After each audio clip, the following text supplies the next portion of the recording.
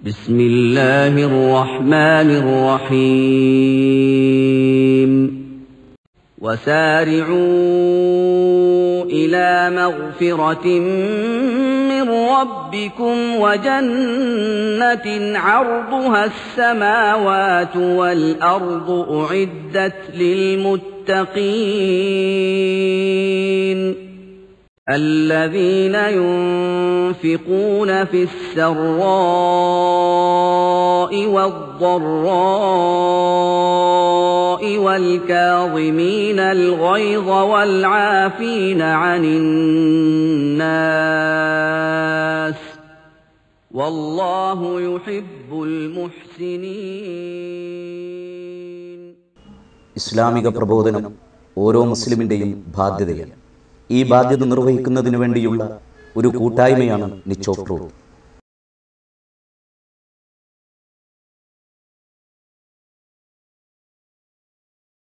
Niche of truth പ്രവർത്തനങ്ങൾ, ചോദ്യോത്തരത്തോടുകൂടിയ പൊതുപ്രഭാഷണങ്ങൾ, മതനേതാക്കളുമായി സ്നേഹസംവാദങ്ങൾ,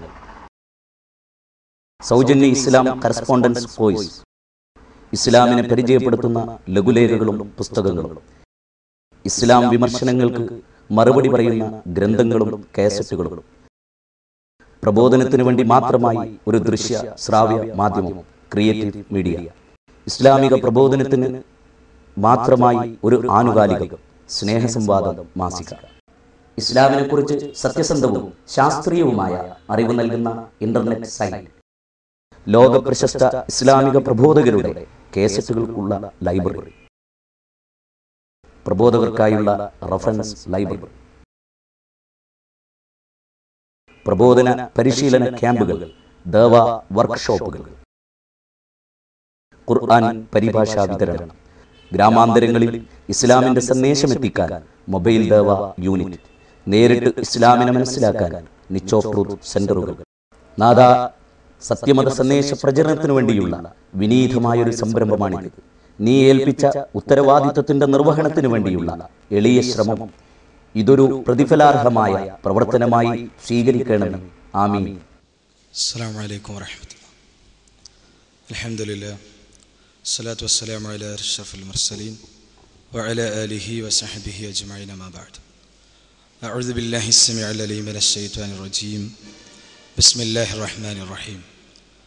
വല്ലാഹു യദ്ഉ ഇലാ ദാരിസ്സലാം വയഹ്ദി മൻ യശാ ഇലാ സിറാത്തിൻ മുസ്തഖീം.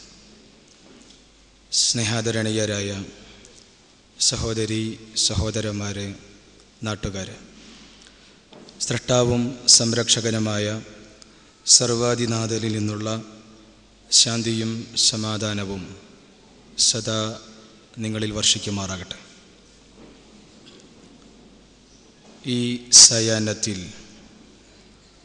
മുണ്ടൂരിൻ്റെ മണ്ണിൽ നിച്ച് ഓഫ് ട്രൂത്ത് പ്രവർത്തകർ ഒരുക്കിയ സ്നേഹ സംവാദ വിരുന്നിലാണ് നാം ഓരോരുത്തരും. അകലുന്ന മനസ്സുകളെ ഇണക്കുവാനും തെറ്റിദ്ധാരണകൾ അകറ്റി സമൂഹത്തിൽ ശാന്തിയും സമാധാനവും പുനഃസ്ഥാപിക്കുവാനും ജീവിതത്തിൻ്റെ ആത്യന്തികമായ ലക്ഷ്യത്തെക്കുറിച്ച് അറിയുവാനും വേണ്ടി സംഘടിപ്പിച്ചു വരുന്ന ഇത്തരത്തിലുള്ള സ്നേഹ സംഗമങ്ങളും സ്നേഹ സംവാദങ്ങളും തീർത്തും പ്രയോജനകരമാണ് എന്നുള്ള കാര്യത്തിൽ സംശയമില്ല. അതുകൊണ്ട് തന്നെ തുറന്ന മനസ്സുമായി മുൻധാരണകളില്ലാതെ ഇവിടെ ചർച്ച ചെയ്യുന്ന ഇസ്ലാം ശാന്തിയുടെ മതം, ശാശ്വത രക്ഷയുടെയും എന്ന വിഷയത്തെ തുറന്ന മനസ്സുമായി നോക്കിക്കാണണമേ എന്നാണ് ഗൗരവമായി ഒരു സഹോദരൻ എന്ന നിലയിൽ നിങ്ങളോട് ഉണർത്തുവാനുള്ളത്. നമുക്കറിയാം, ഇന്ന് ലോകത്തിൻ്റെ വ്യത്യസ്ത കോണുകളിലുള്ള ലക്ഷോപലക്ഷം ജനങ്ങൾ ശാന്തിക്കും സമാധാനത്തിനും വേണ്ടി ദാഹിക്കുകയാണ്.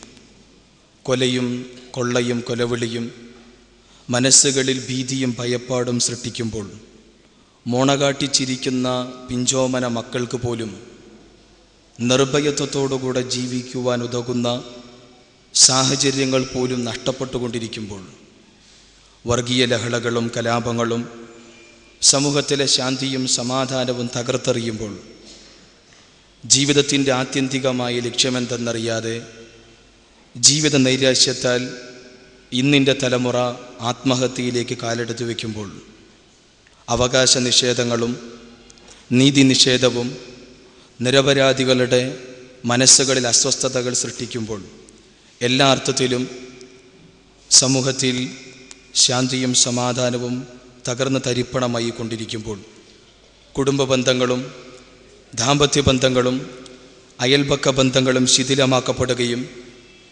അതോടൊപ്പം തന്നെ വൈവാഹിക കുടുംബ ബന്ധങ്ങളിൽ അസ്വസ്ഥതകൾ പുകഞ്ഞുകൊണ്ടിരിക്കുകയും ചെയ്യുമ്പോൾ വളരെ പ്രസക്തമാവുകയാണ് ഇന്ന് നമ്മൾ ചർച്ച ചെയ്യാൻ പോകുന്ന വിഷയം. ലോകത്ത് പലയിടങ്ങളിൽ ശാന്തിയും സമാധാനവും പുനഃസ്ഥാപിപ്പിക്കുവാനുള്ള ശ്രമങ്ങൾ നടന്നു വരുന്നു. അതിൻ്റെ ഭാഗമായി സെമിനാറുകളും സമ്മേളനങ്ങളും മീറ്റിങ്ങുകളും രാഷ്ട്രങ്ങൾ തമ്മിലുള്ള ഉച്ചകോടികളും നടക്കുന്നു.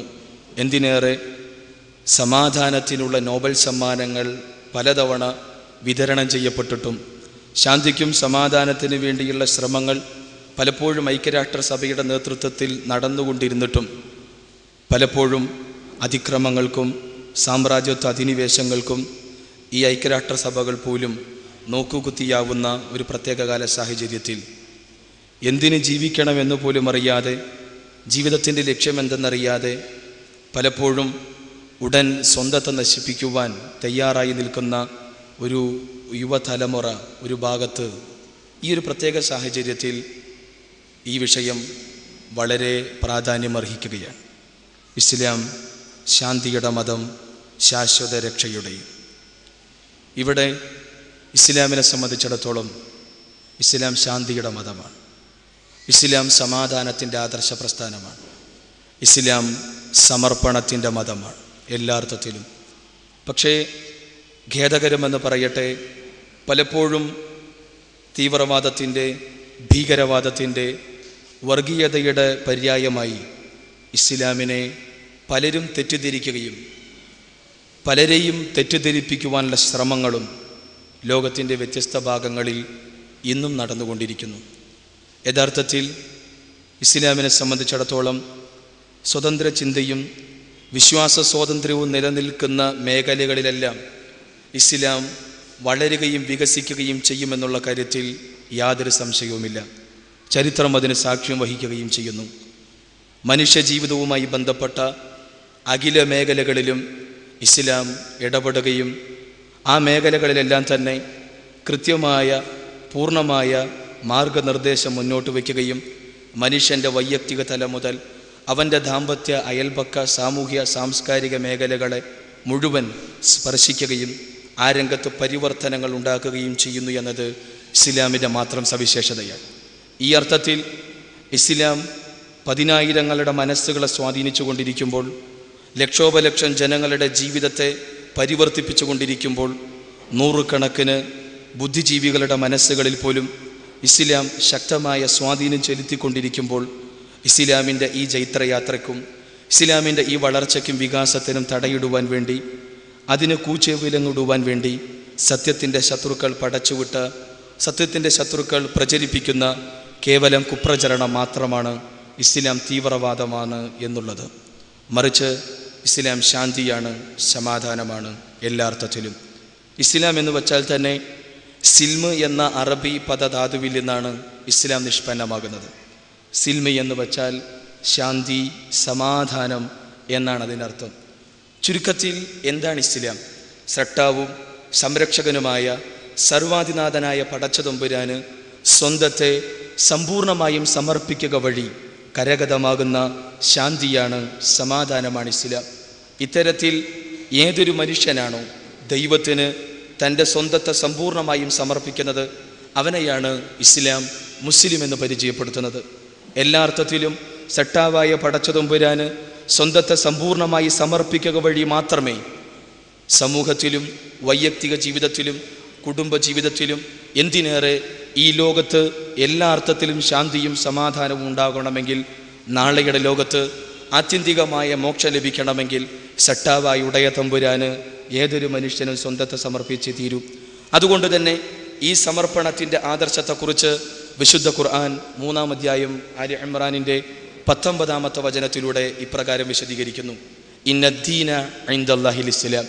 സട്ടാവായ ഉടയ തമ്പുരാൻ്റെ അടുക്കൽ സ്വീകാര്യോഗ്യമായ ആദർശ പ്രസ്ഥാനം അത് ശാന്തിയുടെയും സമാധാനത്തിൻ്റെയും സമർപ്പണത്തിൻ്റെയും ആദർശ പ്രസ്ഥാനമാണ്. ആ ആദർശ പ്രസ്ഥാനമാകട്ടെ സാരസമ്പൂർണമാണെന്ന് വിശുദ്ധ ഖുർആൻ ലോകത്തെ പരിചയപ്പെടുത്തുന്നു. ഖുർആനിലെ 5-ാം അധ്യായം മാഇദയിലെ 3-ാമത്തെ വചനം: അൽയൗമ അക്മൽതു ലക്കും ദീനക്കും വഅത്മംതു അലൈക്കും നിഅമതി വറദീതു ലക്കുമുൽ ഇസ്ലാമ ദീന. ഇന്നേ ദിവസം നിങ്ങളുടെ മതത്തെ ഞാൻ നിങ്ങൾക്ക് പൂർത്തീകരിച്ച് തന്നിരിക്കുന്നു, എൻ്റെ അനുഗ്രഹങ്ങളെ ഞാൻ നിങ്ങൾക്ക് പൂർണ്ണമാക്കി തന്നിരിക്കുന്നു. മാത്രമല്ല ശാന്തിയുടെയും സമാധാനത്തിൻ്റെയും സമർപ്പണത്തിൻ്റെയും ആദർശ പ്രസ്ഥാനമായ ഇസ്ലാമിനെ ഞാൻ നിങ്ങൾക്ക് തൃപ്തിപ്പെട്ട് നൽകുകയും ചെയ്തിരിക്കുന്നു എന്നാണ് വിശുദ്ധ ഖുർആനിന് മാഇദയിലൂടെ നൽകാനുള്ള വിശദീകരണം. അതുകൊണ്ട് തന്നെ സട്ടാവായ പടച്ചതമ്പുരാനോടുള്ള സമ്പൂർണ്ണ സമർപ്പണമാണ് ഇസ്ലാം എന്ന് ഇവിടെ അടിവരയിടുകയാണ്.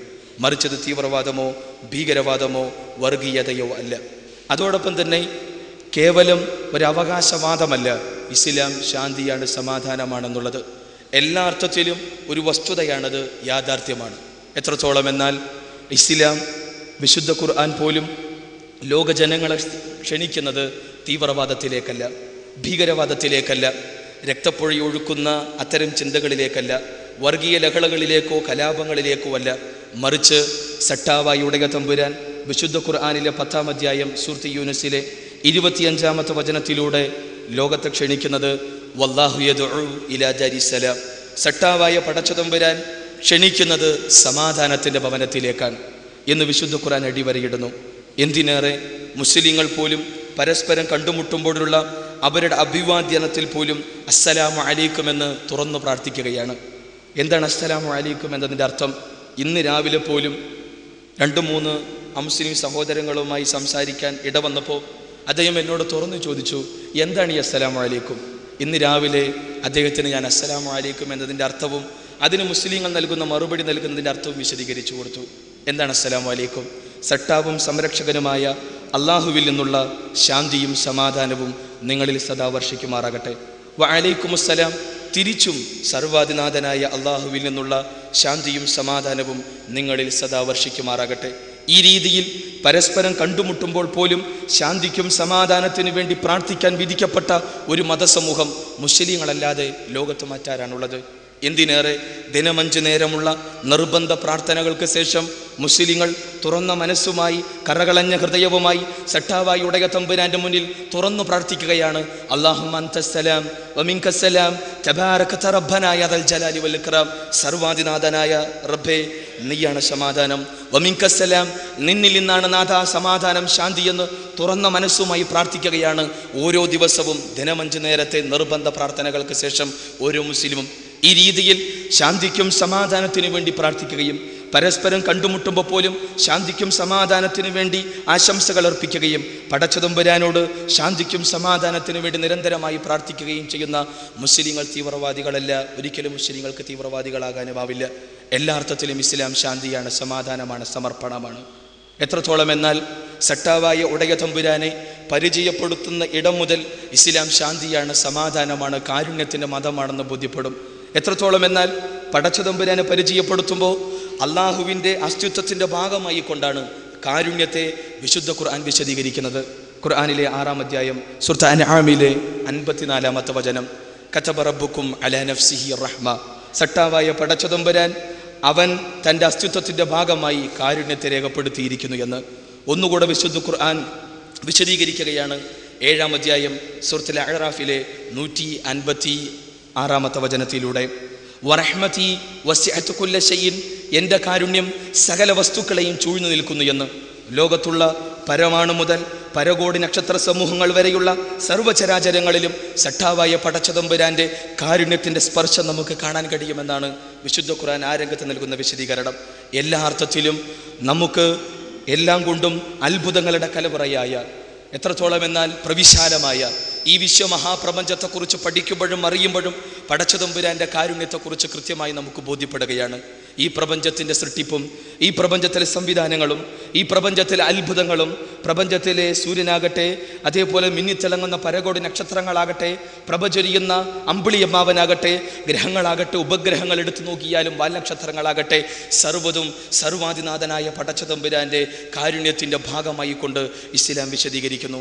അതുകൊണ്ടാണ് ഖുർആൻ 3-ാം അധ്യായം ആല ഇംറാനിൻ്റെ 190, 191 വചനങ്ങളിലൂടെ ഇപ്രകാരം വിശദീകരിക്കുന്നത്: ഇന്ന ഫീ ഖൽഖിസ് സമാവാതി വൽ അർദി വഖ്തിലാഫിൽ ലൈലി വൻ നഹാർ ലആയാതിൻ ലിഉലിൽ അൽബാബ് الذين يذكرون الله قياما وقعودا وعلى جنوبهم ويتفكرون في خلق السماوات والأرض ربنا ما خلقت هذا باطلا سبحانك فقنا عذاب النار. ശ്രദ്ധേയമാണ് വിശുദ്ധ ഖുർആനിലെ ഈ 2 വചനങ്ങൾ. ആകാശഭൂമികളുടെ സൃഷ്ടിപ്പിലും രാപ്പകലുകൾ മാറി മാറി വരുന്നതിലും കൃത്യമായി ചിന്തിക്കുന്ന ആളുകൾക്ക്, അതേ ബുദ്ധിയുള്ള ആളുകൾക്ക് അനവധി ദൃഷ്ടാന്തങ്ങളുണ്ട് എന്ന് ഖുർആൻ ഉണർത്തുകയാണ്. അതോടൊപ്പം നിന്നുകൊണ്ടും ഇരുന്നുകൊണ്ടും പർശ്വങ്ങളിൽ വീണുകൊണ്ട് സട്ടാവായ പടച്ചതമ്പുരാനെ കുറിച്ച് ഓർക്കുകയും അള്ളാഹുവിൻ്റെ സൃഷ്ടിപ്രപഞ്ചത്തെക്കുറിച്ച് നിരന്തരമായ പഠന മനന ഗവേഷണങ്ങളിലൂടെ മുന്നോട്ട് നീങ്ങുന്ന ഒരു ബുദ്ധിജീവിയുടെ പ്രതികരണത്തെക്കുറിച്ച് വിശുദ്ധ ഖുർആൻ വ്യക്തമാക്കുന്നത്: സുബ്ഹാനക്, സർവാധിനാഥനായ പടച്ചതമ്പുരാനെ, നീ എത്ര പരിശുദ്ധനാണ്. ഇതൊന്നും തന്നെ നീ വൃഥാ സൃഷ്ടിച്ചിട്ടുള്ളതല്ല. ഈ ജ്വലിക്കുന്ന സൂര്യനെ, അതിൻ്റെ ചലനം, അതിൻ്റെ കറക്കം, അതേപോലെ തന്നെ മനുഷ്യന് വസിക്കുവാൻ ഉതകുന്ന രീതിയിൽ ഈ ഭൂമിയുടെ സംവിധാനം, ലക്ഷോപലക്ഷം നക്ഷത്രങ്ങൾ, ഗ്രഹങ്ങൾ, ഉപഗ്രഹങ്ങൾ, അവയുടെ സംവിധാനങ്ങൾ, അവയുടെ ഭ്രമണ പദതലങ്ങൾ, ഇതൊന്നും തന്നെ നീ വൃഥാ സൃഷ്ടിച്ചതല്ല. അതുകൊണ്ട് തന്നെ ഫഖിന അദാബന്നാർ, ജ്വലിക്കുന്ന നരകാഗ്നിയിൽ നിന്നും നീ ഞങ്ങളെ കാക്കണമേ എന്നുള്ള സമർപ്പണത്തിൻ്റെ പ്രതികരണമായിരിക്കും വിവേകമതികളിൽ നിന്ന്, ബുദ്ധിജീവികളിൽ നിന്നുണ്ടാവുക എന്ന് വിശുദ്ധ ഖുർആൻ 3-ാം അധ്യായം ആല ഇംറാനിൻ്റെ 190-ാമത്തെ വചനത്തിലൂടെ അടിവരയിടുമ്പോൾ ഈ വിശ്വമഹാപ്രപഞ്ചം സട്ടാവായ പടച്ചതമ്പുരാൻ്റെ കാരുണ്യത്തിൻ്റെ ഭാഗമാണ്. അതിൽ ഏറ്റവും ശ്രദ്ധേയമാവുകയാണ് നാം വസിക്കുന്ന ഭൂമി. ജീവൻ നിലനിൽക്കുവാനും മനുഷ്യന് ജീവിക്കുവാനും ഉതകുന്ന രീതിയിൽ ഇതിൻ്റെ സാഹചര്യങ്ങൾ, ഇതിൻ്റെ കാലാവസ്ഥകൾ, ഇതിൻ്റെ എല്ലാ അർത്ഥത്തിലുള്ള മനുഷ്യൻ്റെ ഉപജീവനം നൽകുന്നതിന് വേണ്ടിയുള്ള സസ്യലതാദികൾ, ഫലവർഗ്ഗങ്ങൾ എല്ലാം മനുഷ്യൻ്റെ ജീവൻ്റെ നിലനിൽപ്പിനും അവൻ്റെ വളർച്ചയ്ക്കും അവൻ്റെ വികാസത്തിനും ഉതകുന്ന രീതിയിൽ ഈ ഭൂമിയെ സംവിധാനിച്ചവൻ, ഇവയുടെ കാലാവസ്ഥയെ സംവിധാനിച്ചവൻ, ഈ രീതിയിൽ ഈ മണ്ണിനെയും ഈ മണ്ണിൽ വെള്ളവും വെളിച്ചവും വായുവും നൽകി സംവിധാനിച്ച പടച്ചതമ്പുരാൻ, ആ സട്ടാവായ പടച്ചതമ്പുരാൻ്റെ കാരുണ്യമാണ് ഇതെല്ലാമെന്ന് നമ്മൾ മനസ്സിലാക്കേണ്ടതുണ്ട്. അതോടൊപ്പം തന്നെ ഈ ഭൂമിയിൽ വസിക്കുന്ന പരകോടി ജന്തുജീവവർഗ്ഗങ്ങൾ, അവയ്ക്കെല്ലാം നൽകപ്പെട്ട നൈസർഗികമായ അനവധി കഴിവുകൾ, പലപ്പോഴും വ്യത്യസ്ത വർണ്ണങ്ങളുള്ള, വ്യത്യസ്ത ആകാരങ്ങളുള്ള, വ്യത്യസ്ത സ്വഭാവ സവിശേഷതകളുള്ള, വ്യത്യസ്ത രീതിയിൽ കൂടുകൾ നിർമ്മിക്കുന്ന, വ്യത്യസ്ത രീതിയിൽ ഇരതേടുന്ന, വ്യത്യസ്ത രീതിയിൽ ശത്രുക്കളിൽ നിന്ന് സ്വയം രക്ഷപ്പെടാനുള്ള നടപടികൾ സ്വീകരിക്കുന്ന പരകോടി ജന്തുജീവവർഗ്ഗങ്ങൾക്ക് നൽകപ്പെട്ട ഈ ജന്മവാസനകൾക്ക് മുന്നിലെല്ലാം തന്നെ പലപ്പോഴും മനുഷ്യൻ അന്തം വിട്ടു നിൽക്കുന്ന, അത്ഭുതം കൂറി നിൽക്കുന്ന ഒരവസ്ഥയാണുള്ളത് എന്ന് നമ്മൾ മനസ്സിലാക്കേണ്ടതുണ്ട്.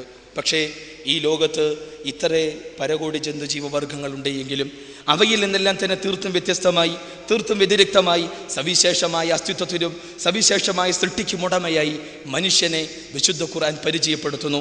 സട്ടാവായ ഉടയ തമ്പുരാൻ ആദരിച്ച, ബഹുമാനിച്ച സവിശേഷ അസ്തിത്വത്തിന് ഉടമയായ മനുഷ്യനെ.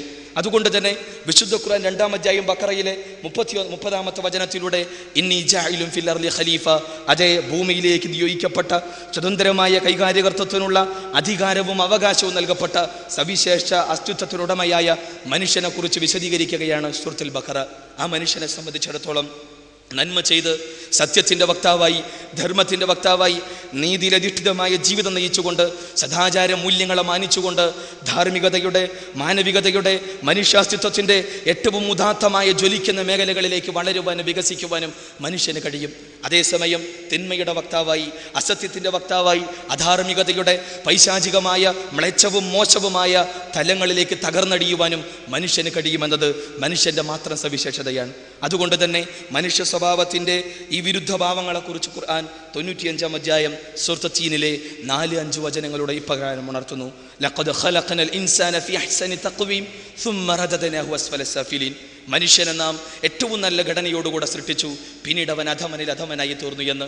ഇവിടെ മനുഷ്യനെ സംബന്ധിച്ചിടത്തോളം അവനെ നന്മയുടെ, ധർമ്മത്തിൻ്റെ, നീതിയുടെ മേഖലകളിലേക്ക് കൈപിടിച്ചുയർത്തി മാനവികതയുടെ, മനുഷ്യാസ്തിത്വത്തിൻ്റെ ജ്വലിക്കുന്ന മേഖലകളിലേക്ക് അവനെ കൈപിടിച്ചു കൊണ്ടുവരണമെങ്കിൽ, അവനെ ഉയർത്തിക്കൊണ്ടുവരണമെങ്കിൽ ശക്താവായ പടച്ചതമ്പുരാൻ്റെ മാർഗദർശനം കൂടിയേ തീരൂ. അതല്ലാതെ കേവലം മനുഷ്യരുടെ, കേവലം ബുദ്ധിജീവികളുടെ, കേവലം യുക്തിചിന്തയിൽ ഉരുത്തിരിഞ്ഞു വന്ന ആശയങ്ങൾക്കോ ആദർശങ്ങൾക്കോ താത്വിക ചിന്തകൾക്കോ ലോകത്തിൻ്റെ വ്യത്യസ്ത ഇടങ്ങളിൽ ജന്മം കൊണ്ട ഏതെങ്കിലും ഇസങ്ങൾക്കോ ഭൗതിക ദർശനങ്ങൾക്കോ മനുഷ്യനെ മനുഷ്യനാക്കാനോ മനുഷ്യനെ നന്മയുടെ തലങ്ങളിലേക്ക് കൈപിടിച്ചുയർത്തുവാനോ കഴിയില്ല എന്നതിന് ചരിത്രം സാക്ഷ്യം വഹിക്കുകയാണ്. ഇവിടെ സട്ടാവായ ഉടയ തമ്പുരാൻ്റെ കാരുണ്യം തന്നെയാണ് ഈ മനുഷ്യർക്ക് നൽകുന്ന മാർഗദർശനവും. ലോകത്ത് പരകോടി ജന്തുജീവവർഗ്ഗങ്ങൾ, അവയ്ക്ക് സട്ടാവായ പടച്ചതമ്പുരാൻ മാർഗദർശനം നൽകുന്നു. ജീവിക്കുവാനും ഇരതേടുവാനും ശത്രുക്കളിൽ നിന്ന് പ്രതിരോധിക്കുവാനും ഉതകുന്ന രീതിയിലുള്ള അത്ഭുതകരമായ സംവിധാനങ്ങളും സവിശേഷതകളും പടച്ചതമ്പുരാൻ അവർക്ക് നൽകി. ആ സട്ടാവായ ഉടയ തമ്പുരാൻ തന്നെയാണ് മനുഷ്യൻ ഈ ലോകത്തെങ്ങനെ ജീവിക്കണമെന്നും നന്മയുടെ ജ്വലിക്കുന്ന മേഖലകളിലേക്ക് വളരാൻ അവൻ എന്തു ചെയ്യണമെന്നും അതേസമയം പൈശാചികതയുടെ അധമഭാവ തലങ്ങളിൽ നിന്ന് ഉയർത്തെഴുന്നേൽക്കാൻ അവൻ ഏതു നടപടി സ്വീകരിക്കണമെന്നുള്ള കൃത്യവും പൂർണ്ണവും വ്യക്തവുമായ മാർഗദർശനം നൽകേണ്ടതും സട്ടാവായ ഉടയ തമ്പുരാൻ്റെ ബാധ്യതയാണ്. ഉറുമ്പുകൾക്ക് അതെ അവരുടെ ലൈനുകൾ തെറ്റാതെ മുന്നോട്ട് കാൽവെച്ചു പോയി നടക്കുവാനുള്ള മാർഗദർശനം നൽകിയവനാരോ? നാർസിൻ ടോർപിഡോ വർഗത്തിൽപ്പെട്ട മത്സ്യങ്ങൾക്ക് സ്വന്തമായി ശരീരത്തിൽ നിന്ന് വൈദ്യുതി ഉൽപ്പാദിപ്പിക്കുവാനും അതുവഴി ഇര തേടുവാനും ശത്രുക്കളിൽ നിന്ന് രക്ഷ തേടുവാനുമുള്ള കഴിവും ജന്മവാസനയും മാർഗദർശനവും അവയ്ക്ക് നൽകിയവനാരോ? എന്തിനേറെ മുട്ടയുടെ തോട് പൊളിച്ച് പുറത്തു വന്ന് ഏതാനും ആഴ്ചകൾക്കകം കുളത്തിലൂടെ അതിവേഗതയിൽ നീന്തുവാനുള്ള കഴിവ് താറാവിൻ്റെ കുഞ്ഞിന് നൽകിയവനാരാണോ? സർഗാസോ കടലിൻ്റെ ആഴിയിലൂടെ മാസങ്ങൾക്കകം 10,000 കിലോമീറ്ററുകൾ താണ്ടി തങ്ങളുടെ രക്ഷിതാക്കൾ ജനിച്ച അതേ യൂറോപ്പിലെ ശുദ്ധ നദീ തടാകത്തിലേക്ക് തിരിച്ചു വരുവാനുള്ള കഴിവും അറിവും മാർഗദർശനവും ആ സാൽമൺ മത്സ്യങ്ങൾക്ക് നൽകിയവനാരോ? അതേ ദേശാന്തര ഗമനത്തിലൂടെ അതേ 1000 കിലോമീറ്ററുകൾ 18,000-ലധികം കിലോമീറ്ററുകൾ യാത്ര ചെയ്യുവാനും ഒടുവിൽ തങ്ങളുടെ മാതാപിതാക്കൾ ഏതൊരു പ്രദേശത്തു നിന്നാണോ യാത്ര പുറപ്പെട്ടത് അതേ പ്രദേശത്തിലേക്ക് ഈ കുഞ്ഞുങ്ങൾക്ക് തിരിച്ചെത്തുവാനുള്ള ജന്മവാസനയും വഴിയും മാർഗദർശനവും നൽകിയവനാരോ? ആ സട്ടാവായ ഉടയ തമ്പുരാൻ തന്നെയാണ് മനുഷ്യരായ നമ്മൾ എങ്ങനെ ഇവിടെ ജീവിക്കണമെന്നതുമായി ബന്ധപ്പെട്ട മാർഗദർശനം നൽകേണ്ടവൻ. അതുകൊണ്ട് തന്നെ അവൻ്റെ കാരുണ്യത്തിൻ്റെ ഭാഗമെന്നോണം ലോകത്തിൻ്റെ വ്യത്യസ്ത ഭാഗങ്ങളിലേക്ക് മനുഷ്യനെ മനുഷ്യനാക്കാനും മനുഷ്യനെ ധാർമ്മികത പഠിപ്പിക്കുവാനും അവൻ്റെ ജീവിതത്തിൻ്റെ ആത്യന്തികമായ ലക്ഷ്യമെന്തെന്ന് വിശദീകരിക്കുവാനും ലോകത്തിൻ്റെ വ്യത്യസ്ത ഭാഗങ്ങളിലേക്ക് ദൈവദൂതന്മാരുടെ പടച്ചതമ്പുരാൻ്റെ പ്രവാചകന്മാരുടെ നിയോഗമുണ്ടാകുന്നു. അവരേവരും കടന്നു വന്നുകൊണ്ട് ലോകത്തെ പഠിപ്പിക്കുന്നത് സട്ടാവായ പടച്ചതമ്പുരാൻ്റെ മാർഗദർശനമാണ്. ആ മാർഗദർശനം മുറുകെ പിടിച്ച് ജീവിക്കുന്നവർക്ക് സ്വർഗമുണ്ട്. ആ മാർഗദർശനത്തെ പുറങ്കാലുകൊണ്ട് ചവിട്ടിത്തെറിപ്പിക്കുന്നവർക്ക് വേദനയേറിയ ശിക്ഷയുണ്ട് എന്നുള്ള ശക്തമായ താക്കീതും ഖുർആൻ മുന്നോട്ട് വയ്ക്കുന്നു. പക്ഷേ ഇവിടെ ഏതു മാർഗവും സ്വീകരിക്കാനുള്ള സ്വാതന്ത്ര്യവും മനുഷ്യന് പടച്ചതമ്പുരാൻ അനുവദിക്കുന്നു. വിശുദ്ധ ഖുർആനിലെ 76-ാം അധ്യായം സൂറത്ത് ഇൻസാനിലെ 3-ാമത്തെ വചനം, ഇന്നാ ഹദൈനാഹു സബീല ഇമ്മാ ശാകിറൻ വ ഇമ്മാ കഫൂറ. മനുഷ്യന് കൃത്യമായി നാം മാർഗദർശനം നൽകി. ഒന്നുകിൽ സട്ടാവായ പടച്ചതമ്പുരാനോട് സൃഷ്ടിപരമായി പ്രതികരിച്ചുകൊണ്ട് അവനോട് രചനാത്മകമായ നിലപാട് സ്വീകരിച്ച് നന്ദിയുള്ളവനാകാം. അതല്ല നിഷേധാത്മകമായ നിലപാട് സ്വീകരിച്ചുകൊണ്ട് സത്യനിഷേധത്തിൻ്റെ വക്താവാകാനുമുള്ള അവസരമുണ്ട്.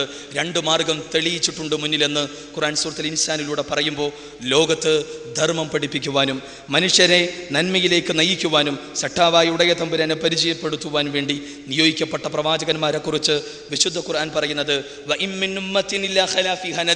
നരകത്തെക്കുറിച്ചുള്ള ശക്തമായ താക്കീതുമായി കൊണ്ട് സ്വർഗത്തെക്കുറിച്ചുള്ള സുവിശേഷ വാർത്തയുമായി കൊണ്ട് കടന്നുപോയ പ്രവാചകന്മാരാണ് ലോകത്തിൻ്റെ വ്യത്യസ്ത ഇടങ്ങളിലേക്ക് കടന്നു വന്ന പ്രവാചകന്മാർ. ഖുർആനിലെ 35-ാം അധ്യായം സൂറത്തുൽ ഫാത്തിറിലെ 24-ാമത്തെ വചനത്തിലൂടെയാണ് ഇക്കാര്യം ഖുർആൻ പഠിപ്പിക്കുന്നത്. 13-ാം അധ്യായം സൂറത്തുൽ റഅദിന്റെ 9-ാമത്തെ വചനത്തിലൂടെ വിശുദ്ധ ഖുർആൻ ഒരു കാര്യം കൂടി ഉണർത്തുന്നു. വലികുല്ലി ഖൗമിൻ ഹാദ്, ഓരോ സമൂഹത്തിലേക്കും മാർഗദർശകന്മാർ കടന്നു വന്നിട്ടുണ്ട് എന്ന് പറയുന്ന വിശുദ്ധ ഖുർആൻ 10-ാം അധ്യായം യൂനുസിന്റെ 47-ാമത്തെ വചനത്തിലൂടെ ഒന്നുകൂടെ വിശദീകരിക്കുന്നു. വലികുല്ലി ഉമ്മത്തി റസൂല, ഓരോ സമൂഹത്തിലേക്കും ദൈവദൂതന്മാരുടെ നിയോഗം ഉണ്ടായിട്ടുണ്ട് എന്ന്. ഇങ്ങനെ ലോകത്തിന്റെ വ്യത്യസ്ത ഭാഗങ്ങളിലേക്ക് മാർഗദർശനവുമായി കടന്നു വന്ന അനവധി ദൈവം തമ്പുരാന്റെ പ്രവാചകന്മാരുടെ കൂട്ടത്തിലെ അവസാനത്തെ പ്രവാചകനാണ് മുഹമ്മദ് മുസ്തഫ സല്ലല്ലാഹു അലൈഹി വസല്ലം.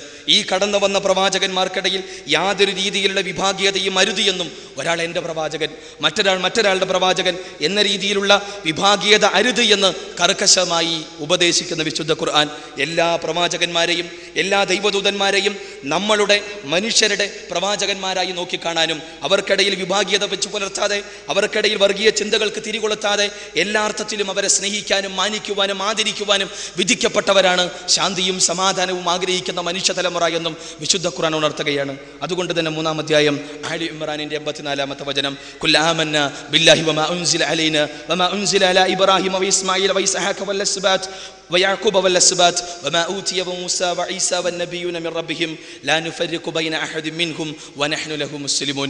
അതേ സട്ടാവായ പടച്ചതമ്പുരാൻ അവതീർണമായതെല്ലാം ഞങ്ങൾ വിശ്വസിക്കുന്നു. അത് ഇബ്രാഹിമിന് അവതരിപ്പിക്കപ്പെട്ടതാകട്ടെ, ഇസ്മായിൽ പ്രവാചകൻ അവതരിപ്പിക്കപ്പെട്ടതാകട്ടെ, നൽകപ്പെട്ടതാകട്ടെ, അതേപോലെ തന്നെ യാക്കൂബ് നബിക്കാകട്ടെ, ആ സന്തതികളിൽപ്പെട്ട ആളുകളാകട്ടെ, ഈസാ നബി ആകട്ടെ, മൂസാ നബി ആകട്ടെ, സർവരും നമ്മുടെ പ്രവാചകന്മാരായി മനുഷ്യർക്ക് മാർഗദർശനം നൽകാൻ കടന്നു വന്ന പ്രവാചകന്മാരായി അവരെ സ്നേഹിക്കാനും ആദരിക്കാനും ബഹുമാനിക്കാനും അവർക്കിടയിൽ വിഭാഗീയത അരുതി എന്നും വിശുദ്ധ ഖുർആൻ വളരെ ഗൗരവമായി 3-ാം അധ്യായം ആലി ഇമ്രാനിന്റെ 84-ാമത്തെ വചനത്തിലൂടെ വ്യക്തമാക്കുമ്പോൾ ഈ പ്രവാചകന്മാരുടെ കൂട്ടത്തിലെ അവസാനത്തെ പ്രവാചകനാണ് മുഹമ്മദ് മുസ്തഫ സല്ലല്ലാഹു അലൈഹി വസല്ലം. പലപ്പോഴും ലോകത്തെ മഹാഭൂരിപക്ഷം ജനങ്ങളും മുഹമ്മദ് മുസ്തഫ സല്ലല്ലാഹു അലൈഹി വസല്ലമയെ മനസ്സിലാക്കിയിട്ടുള്ളത് അദ്ദേഹം കേവലം അറബികളുടെ പ്രവാചകൻ, അറബികളെ പരിഷ്കരിച്ച കേവലം ഒരു നവോത്ഥാന നായകൻ മാത്രം, അതുമല്ലെങ്കിൽ മുസ്ലിങ്ങളുടെ പ്രത്യേക നേതാവ്. ഈ അർത്ഥത്തിലല്ല മഹാനായ മുഹമ്മദ് മുസ്തഫ സല്ലല്ലാഹു അലൈഹി വസല്ലമയെ വിശുദ്ധ ഖുർആൻ ലോകത്തിന് പരിചയപ്പെടുത്തി കൊടുക്കുന്നത്. മറിച്ച് ഖുർആനിലെ 34-ാം അധ്യായം സൂറത്ത് സബഇന്റെ 28-ാമത്തെ വചനം, വമാ അർസൽനാക ഇല്ലാ കാഫതൻ ലിന്നാസി ബശീറൻ വനദീറ വലാകിന്ന അക്സറ നാസി ലാ യഅലമൂൻ. അതേ ലോക ജനങ്ങൾക്ക് മജ്ജയും മാംസവുമുള്ള സകല മനുഷ്യർക്കും സ്വർഗത്തെക്കുറിച്ചുള്ള സുവിശേഷ വാർത്ത അറിയിക്കുവാനും നരകത്തെക്കുറിച്ചുള്ള ശക്തമായ താക്കീത് നൽകുവാൻ വേണ്ടി ജനങ്ങൾക്ക് വേണ്ടി നിയോഗിക്കപ്പെട്ട പ്രവാചകനാണ് മുഹമ്മദ് മുസ്തഫ സല്ലല്ലാഹു അലൈഹി വസല്ലം. ലോകാവസാനം വരെയുള്ള സകല മനുഷ്യർക്കും നന്മയെന്തെന്നും തിന്മയെന്തെന്നും സ്വർഗത്തിലേക്കുള്ള വഴിയെന്തെന്നും നരകത്തിൽ നിന്നും മോചനം നേടുവാനുള്ള മാർഗമെന്തെന്നും പഠിപ്പിക്കുവാൻ വേണ്ടി കടന്നു വന്ന പ്രവാചകനായി മുഹമ്മദ് മുസ്തഫ സല്ലല്ലാഹു അലൈഹി വസല്ലമയെ വിശുദ്ധ ഖുർആൻ പരിചയപ്പെടുത്തുമ്പോൾ ആ പ്രവാചകൻ കാരുണ്യത്തിന്റെ പ്രവാചകനാണ്. വമാ അർസൽനാക ഇല്ലാ റഹ്മത്തൽ ലിൽ ആലമീൻ. ഖുർആനിലെ 21-ാം അധ്യായം സൂറത്തുൽ അംബിയായിലെ 107-ാമത്തെ വചനം, മുഹമ്മദ് നബിയെ താങ്കളെ ലോകത്തിന് കാരുണ്യമായി കൊണ്ടല്ലാതെ താങ്കളെ നാം നിയോഗിച്ചിട്ടില്ല എന്ന് കാരുണ്യത്തിന്റെ പ്രവാചകനായി സർവ്വലോകത്തിനും കാരുണ്യത്തിന്റെ പ്രവാചകനായി കൊണ്ട് മുഹമ്മദ് മുസ്തഫ സല്ലല്ലാഹു അലൈഹി വസല്ലമയെ വിശുദ്ധ ഖുർആൻ പരിചയപ്പെടുത്തുമ്പോൾ എല്ലാവിധമായ ഉത്തമ സ്വഭാവ ഗുണത്തിനും ഉടമയായ മുഹമ്മദ് നബിയെ ഒന്നുകൂടെ വിശുദ്ധ ഖുർആൻ ലോകത്തിന് പരിചയപ്പെടുത്തുകയാണ്. വഇന്നക ലഅലാ ഖുൽഖിൻ അളീം. മുഹമ്മദ് നബിയെ താങ്കൾ ഉത്തമ സ്വഭാവ ഗുണത്തിനുടമയാണ്. ഖുർആൻ 68-ാം അധ്യായത്തിലെ 4-ാമത്തെ വചനം. ആ പ്രവാചകനിലേക്ക് വിരൽ ചൂണ്ടിക്കൊണ്ട് വിശുദ്ധ ഖുർആനിന് പറയുവാനുള്ളത്, അതേ ലഖദ് ഖലഖന വഇന്നക ലഅലാ ഖുൽഖിൻ അളീം എന്ന് പരിചയപ്പെടുത്തിയ അതേ വിശുദ്ധ ഖുർആൻ പറയുന്നത് ലഖദ് കാന ലക്കും ഫീ റസൂലില്ലാഹി ഉസ്വത്തുൻ ഹസന. ഖുർആനിലെ 33-ാം അധ്യായം അഹ്സാബിന്റെ 21-ാമത്തെ വചനത്തിലൂടെ മുഹമ്മദ് നബിയിൽ നിങ്ങൾക്ക് ഉത്തമമായ മാതൃകയുണ്ട്. ഒരു മനുഷ്യൻ എന്ന നിലയിൽ, ഒരു ഭർത്താവ് എന്ന നിലയിൽ, ഒരു മകൻ എന്ന നിലയിൽ, ഒരു പിതാമകൻ എന്ന നിലയിൽ, അതേപോലെ തന്നെ ഒരു ഭരണകർത്താവ് എന്ന നിലയിൽ, ഒരു സൈന്യാധിപൻ എന്ന നിലയിൽ, ഒരു കൂട്ടുകാരൻ എന്ന നിലയിൽ, അതേപോലെ ജീവിതത്തിന്റെ എല്ലാ മേഖലകളിലും മുഹമ്മദ് മുസ്തഫ സല്ലല്ലാഹു അലൈഹി വസല്ലമയിൽ നിങ്ങൾക്ക് പൂർണ്ണമായ ഉത്തമമായ മാതൃകയുണ്ട് എന്ന് ലോകത്തോട് പ്രഖ്യാപിക്കുകയാണ് വിശുദ്ധ ഖുർആൻ. അതുകൊണ്ട് തന്നെ ആ മുഹമ്മദ് മുസ്തഫ സല്ലല്ലാഹു അലൈഹി വസല്ലമയെ നമ്മൾ അറിയണം. പലപ്പോഴും മുഹമ്മദ് മുസ്തഫ സല്ലല്ലാഹു അലൈഹി വസല്ലമയെ ലോകം തെറ്റിദ്ധരിക്കണമെന്നത് പലരുടെയും താല്പര്യമായി കൊണ്ടിരിക്കുകയും ചെയ്യുമ്പോൾ മുഹമ്മദ് മുസ്തഫ സല്ലല്ലാഹു അലൈഹി വസല്ലമയെ പ്രവാചകന്റെ ചരിത്രത്തിൽ നിന്ന് തുറന്ന മനസ്സുമായി നോക്കിക്കാണാനുള്ള മനസ്സ് വിവേകമതികളായ ഓരോരുത്തർക്കും ഉണ്ടാകേണ്ടതുണ്ട്. മലയാള സാഹിത്യത്തിന് നിരവധി സംഭാവനകൾ നൽകിയ ചില ബുദ്ധിജീവികൾ പോലും മുഹമ്മദ് മുസ്തഫ സല്ലല്ലാഹു അലൈഹി വസല്ലമയുടെ ചരിത്രത്തെ തുറന്ന മനസ്സുമായി ഒന്ന് പഠിക്കുവാനോ വായിക്കുവാനോ മനസ്സിലാക്കുവാനോ തയ്യാറാകാതെ കേവലം പാശ്ചാത്യൻ വിമർശകർ എഴുതിയ ചവറുകളുടെ താളുകൾ മറിക്കുകയും മാക്സിൻ റോഡിൻസൺ പോലെയുള്ള പൗരസ്ത്യ ചിന്തകന്മാരുടെ കേവലം ആശയങ്ങളെ മുറുകെ പിടിച്ചുകൊണ്ട് മുഹമ്മദ് മുസ്തഫ സല്ലല്ലാഹു അലൈഹി വസല്ലമയുടെ വ്യക്തിജീവിതത്തെക്കുറിച്ച് മോശവും വളരെ മോശമായി എഴുതിവിടുകയും പ്രവാചകന്റെ വ്യക്തിത്വത്തെയും സ്വഭാവത്തെയും പ്രവാചകത്വത്തെയും വിമർശിക്കുകയും ചോദ്യം ചെയ്യുകയും ചെയ്യുമ്പോൾ പലപ്പോഴും സാധാരണക്കാരായ ആളുകൾ ഇവരുടെ ലേഖനങ്ങളും ഇവരുടെ പ്രസ്താവനകളും ഇവരുടെ പ്രസംഗങ്ങളും കേൾക്കുകയും വായിക്കുകയും മനസ്സിലാക്കുകയും ചെയ്തുകൊണ്ട് ആ മഹോന്നതനായ മുഹമ്മദ് മുസ്തഫ സല്ലല്ലാഹു അലൈഹി വസല്ലമയെ പലപ്പോഴും തെറ്റിദ്ധരിക്കുന്നു. എന്നാൽ നമ്മൾ അറിയേണ്ടതുണ്ട്, അദ്ദേഹം തീവ്രവാദത്തിന്റെ പ്രവാചകനല്ല. ആ പ്രവാചകൻ തീവ്രവാദിയല്ല. ഫീ കുല്ലി കബ്ദിൻ റതുബത്തിൻ അജ്ർ, പച്ചക്കരലുള്ള ഏതൊരു ജന്തുവിനോടും കരുണ കാണിക്കണമെന്ന് പഠിപ്പിച്ച മുഹമ്മദ് മുസ്തഫ സല്ലല്ലാഹു അലൈഹി വസല്ലമ തീവ്രവാദിയല്ല. ഈ പ്രവാചകന്റെ സാരോപദേശം നെഞ്ചോട് ചേർത്ത് പിടിക്കുന്ന ഒരു മുസ്ലിമിനും ഒരിക്കലും തീവ്രവാദിയാകാനും സാധ്യമല്ല. എന്തിനേറെ വർഗീയതയിലേക്ക് ക്ഷണിക്കുന്നവനാകട്ടെ, വർഗീയതയ്ക്ക് വേണ്ടി കോപിക്കുന്നവനാകട്ടെ, വർഗീയതയ്ക്ക് വേണ്ടി വാളെടുക്കുന്നവനാകട്ടെ, വർഗീയതയുടെ പേരിൽ ആരെങ്കിലും കൊല്ലപ്പെട്ടാൽ അവന്റെ മരണം ജാഹിലിയ്യ മരണമാണെന്ന് ലോകത്തോട് പ്രഖ്യാപിക്കുകയും വർഗീയതയ്ക്കെതിരെ ഏറ്റവും ശക്തമായ നടപടി സ്വീകരിക്കുകയും ചെയ്ത പ്രവാചകൻ സല്ലല്ലാഹു അലൈഹി വസല്ലമ ഒരിക്കലും വർഗീയവാദിയല്ല. അദ്ദേഹത്തിന്റെ ഈ രംഗത്തുള്ള സാരോപദേശങ്ങൾ മുറുകെ പിടിക്കുന്ന ഒരു മുസ്ലിമിന് ഒരിക്കലും വർഗീയവാദിയാകാനും സാധ്യമല്ല.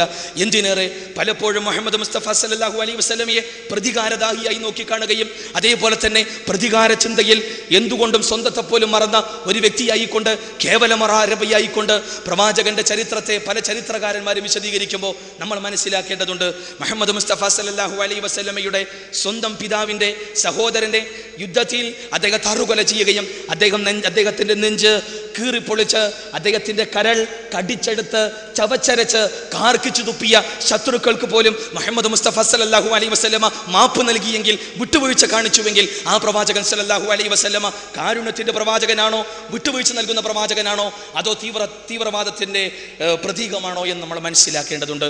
പലപ്പോഴും രക്തദാഹിയായിക്കൊണ്ട് മുഹമ്മദ് മുസ്തഫ സല്ലല്ലാഹു അലൈഹി വസല്ലമയെ വിശദീകരിക്കുന്ന ആളുകൾ നമ്മൾ മനസ്സിലാക്കേണ്ടതുണ്ട്.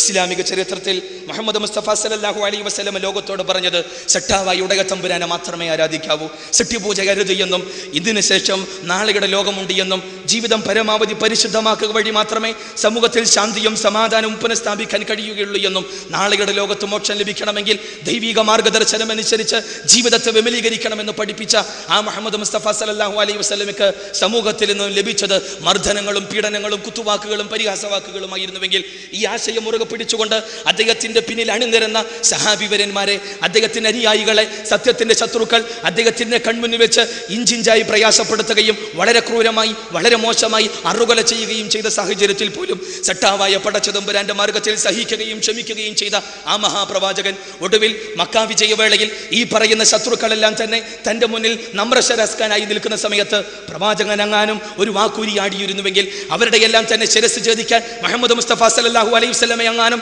തന്റെ അനുയായികൾക്ക് അനുമതി നൽകിയിരുന്നുവെങ്കിൽ അവിടെ രക്തപ്പുഴയൊഴുകുമായിരുന്നു, അവിടെ നൂറുകണക്കിന് ശിരസ്സുകൾ മുറിഞ്ഞു വീഴുമായിരുന്നു. പക്ഷേ ആ പൊതുസമൂഹത്തോടായി റസൂൽ കരീം സല്ലല്ലാഹു അലൈഹി വസല്ലമ വിശദീകരിച്ചത്, നിങ്ങൾക്ക് പോകാം, ഇത് കാരുണ്യത്തിന്റെ ദിനമാണ്, നിങ്ങൾക്ക് നിങ്ങളുടെ മതമനുസരിച്ച് ജീവിക്കാമെന്ന് പഠിപ്പിച്ച മുഹമ്മദ് മുസ്തഫ സല്ലല്ലാഹു അലൈഹി വസല്ലമയുടെ ഈ ചരിത്രത്തിലെ ഈ മാപ്പിനും ഈ രീതിയിലുള്ള പ്രതികരണത്തിനും തുല്യമായൊരു ലോക ചരിത്രം എവിടെയാണുള്ളത് എന്നത് വളരെ ഗൗരവമായ ചിന്തയാണ്.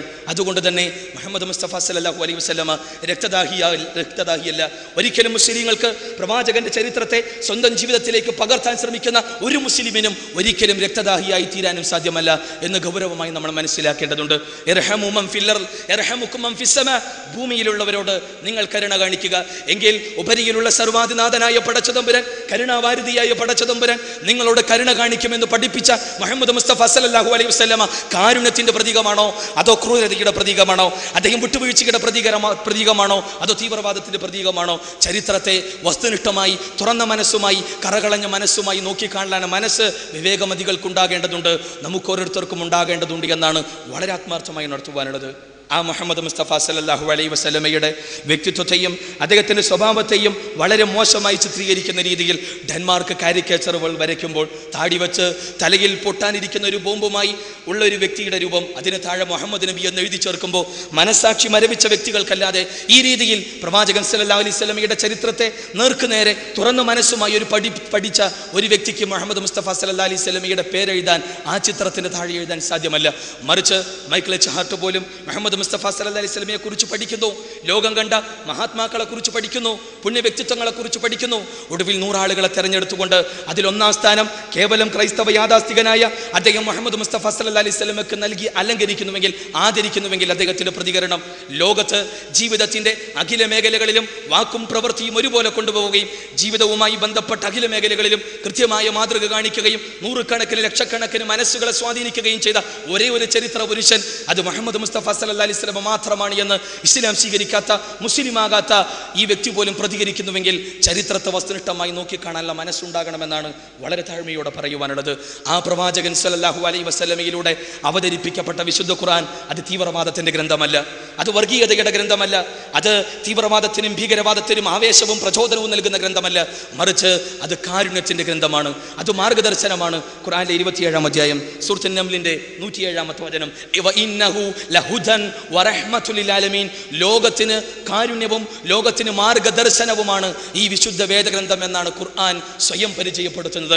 കാരുണ്യത്തിന്റെ പ്രവാചകനിലൂടെ അവതീർണമായ വിശുദ്ധ ഖുർആൻ അത് കാരുണ്യത്തിന്റെ ഗ്രന്ഥമായി, മാനവർക്ക് മാർഗദർശനം നൽകുന്ന ഗ്രന്ഥമായി കൊണ്ടാണ് ഇസ്ലാം പരിചയപ്പെടുത്തുന്നത്. അതുകൊണ്ട് തന്നെ ആ ഗ്രന്ഥത്തെ നമ്മൾ മനസ്സിലാക്കണം. ഹുദല്ലിന്നാസ്, ലോകങ്ങൾക്ക്, ലോകജനങ്ങൾക്ക് കൃത്യവും വ്യക്തവുമായ മാർഗദർശനം നൽകാൻ സട്ടാവായി ഉടയ തമ്പുരാൻ ലോകത്തിന് സമർപ്പിച്ച ഗ്രന്ഥമാണ് വിശുദ്ധ ഖുർആൻ. 2-ാം അധ്യായം ബഖറയിലെ 185-ാമത്തെ വചനത്തിലൂടെ ഖുർആൻ ഇക്കാര്യം ഉണർത്തുകയാണ്. വൈരുദ്ധ്യങ്ങളില്ലാതെ, ന്യൂനതകളില്ലാതെ, പോരായ്മകളില്ലാതെ ചരിത്രപരമായ, ശാസ്ത്രീയമായ, ധർമ്മശാസ്ത്രപരമായ, അതേപോലെ തന്നെ നിരവധി വിഷയങ്ങൾ കുറിച്ച് ചർച്ച ചെയ്യുമ്പോഴും നിരവധി വിഷയങ്ങളെക്കുറിച്ച് പരാമർശിക്കുമ്പോഴും യാതൊരുവിധ അബദ്ധവുമില്ലാതെ, യാതൊരുവിധ വൈരുദ്ധ്യവുമില്ലാതെ, എല്ലാ അർത്ഥത്തിലും പൂർണ്ണമായി ജ്വലിക്കുന്ന പ്രകാശമായി സമൂഹത്തിൽ ശാന്തിയും സമാധാനവും പുനഃസ്ഥാപിക്കാൻ ഉതകുന്ന സാരോപദേശങ്ങളുമായി വിശുദ്ധ ഖുർആൻ തലയുയർത്തി നിൽക്കുകയാണ്.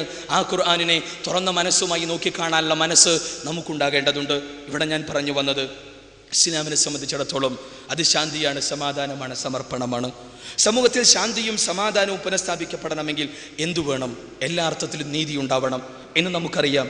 സൈബർ യുഗത്തിൻ്റെ തലമുറ ജീവിതം പരമാവധി അടിച്ചു പൊളിക്കാനും ജീവിതം പരമാവധി ആസ്വദിച്ച് തീർക്കുവാനുമുള്ള വ്യഗ്രതയോടെ കുതിച്ചുകൊണ്ടിരിക്കുന്ന ഇന്നിൻ്റെ തലമുറ, ജീവിതം പരമാവധി തിന്നാനും കുടിക്കാനും രസിക്കാനും രമിക്കുവാനുമുള്ള എപ്പിക്കൂറിയൻ ചിന്തയിൽ ആവേശം കൊണ്ട ഇന്നിൻ്റെ മക്കൾ പലപ്പോഴും ജീവിതത്തിൽ എന്തെങ്കിലും ഒരു പ്രയാസമുണ്ടാകുമ്പോൾ, ഒരുപക്ഷെ അത് പ്രേമനൈരാശ്യമാകാം, അതല്ലെങ്കിൽ വൈയക്തിക തലത്തിൽ അതുമായി ബന്ധപ്പെട്ട് എന്തെങ്കിലും ചെറിയൊരു പ്രതിസന്ധി ഉണ്ടാകുമ്പോൾ സ്വന്തത്തെ ഉടൻ തന്നെ നശിപ്പിക്കുന്ന ഒരു പ്രവണത LKG പഠിക്കുന്ന മക്കളിൽ പോലും പെരുകിക്കൊണ്ടിരിക്കുമ്പോൾ, ശാന്തിയും സമാധാനവും തേടി അലയുന്നു ലോകത്തിൻ്റെ വ്യത്യസ്ത ഭാഗങ്ങളിലുള്ള ലക്ഷോപലക്ഷം ജനങ്ങൾ.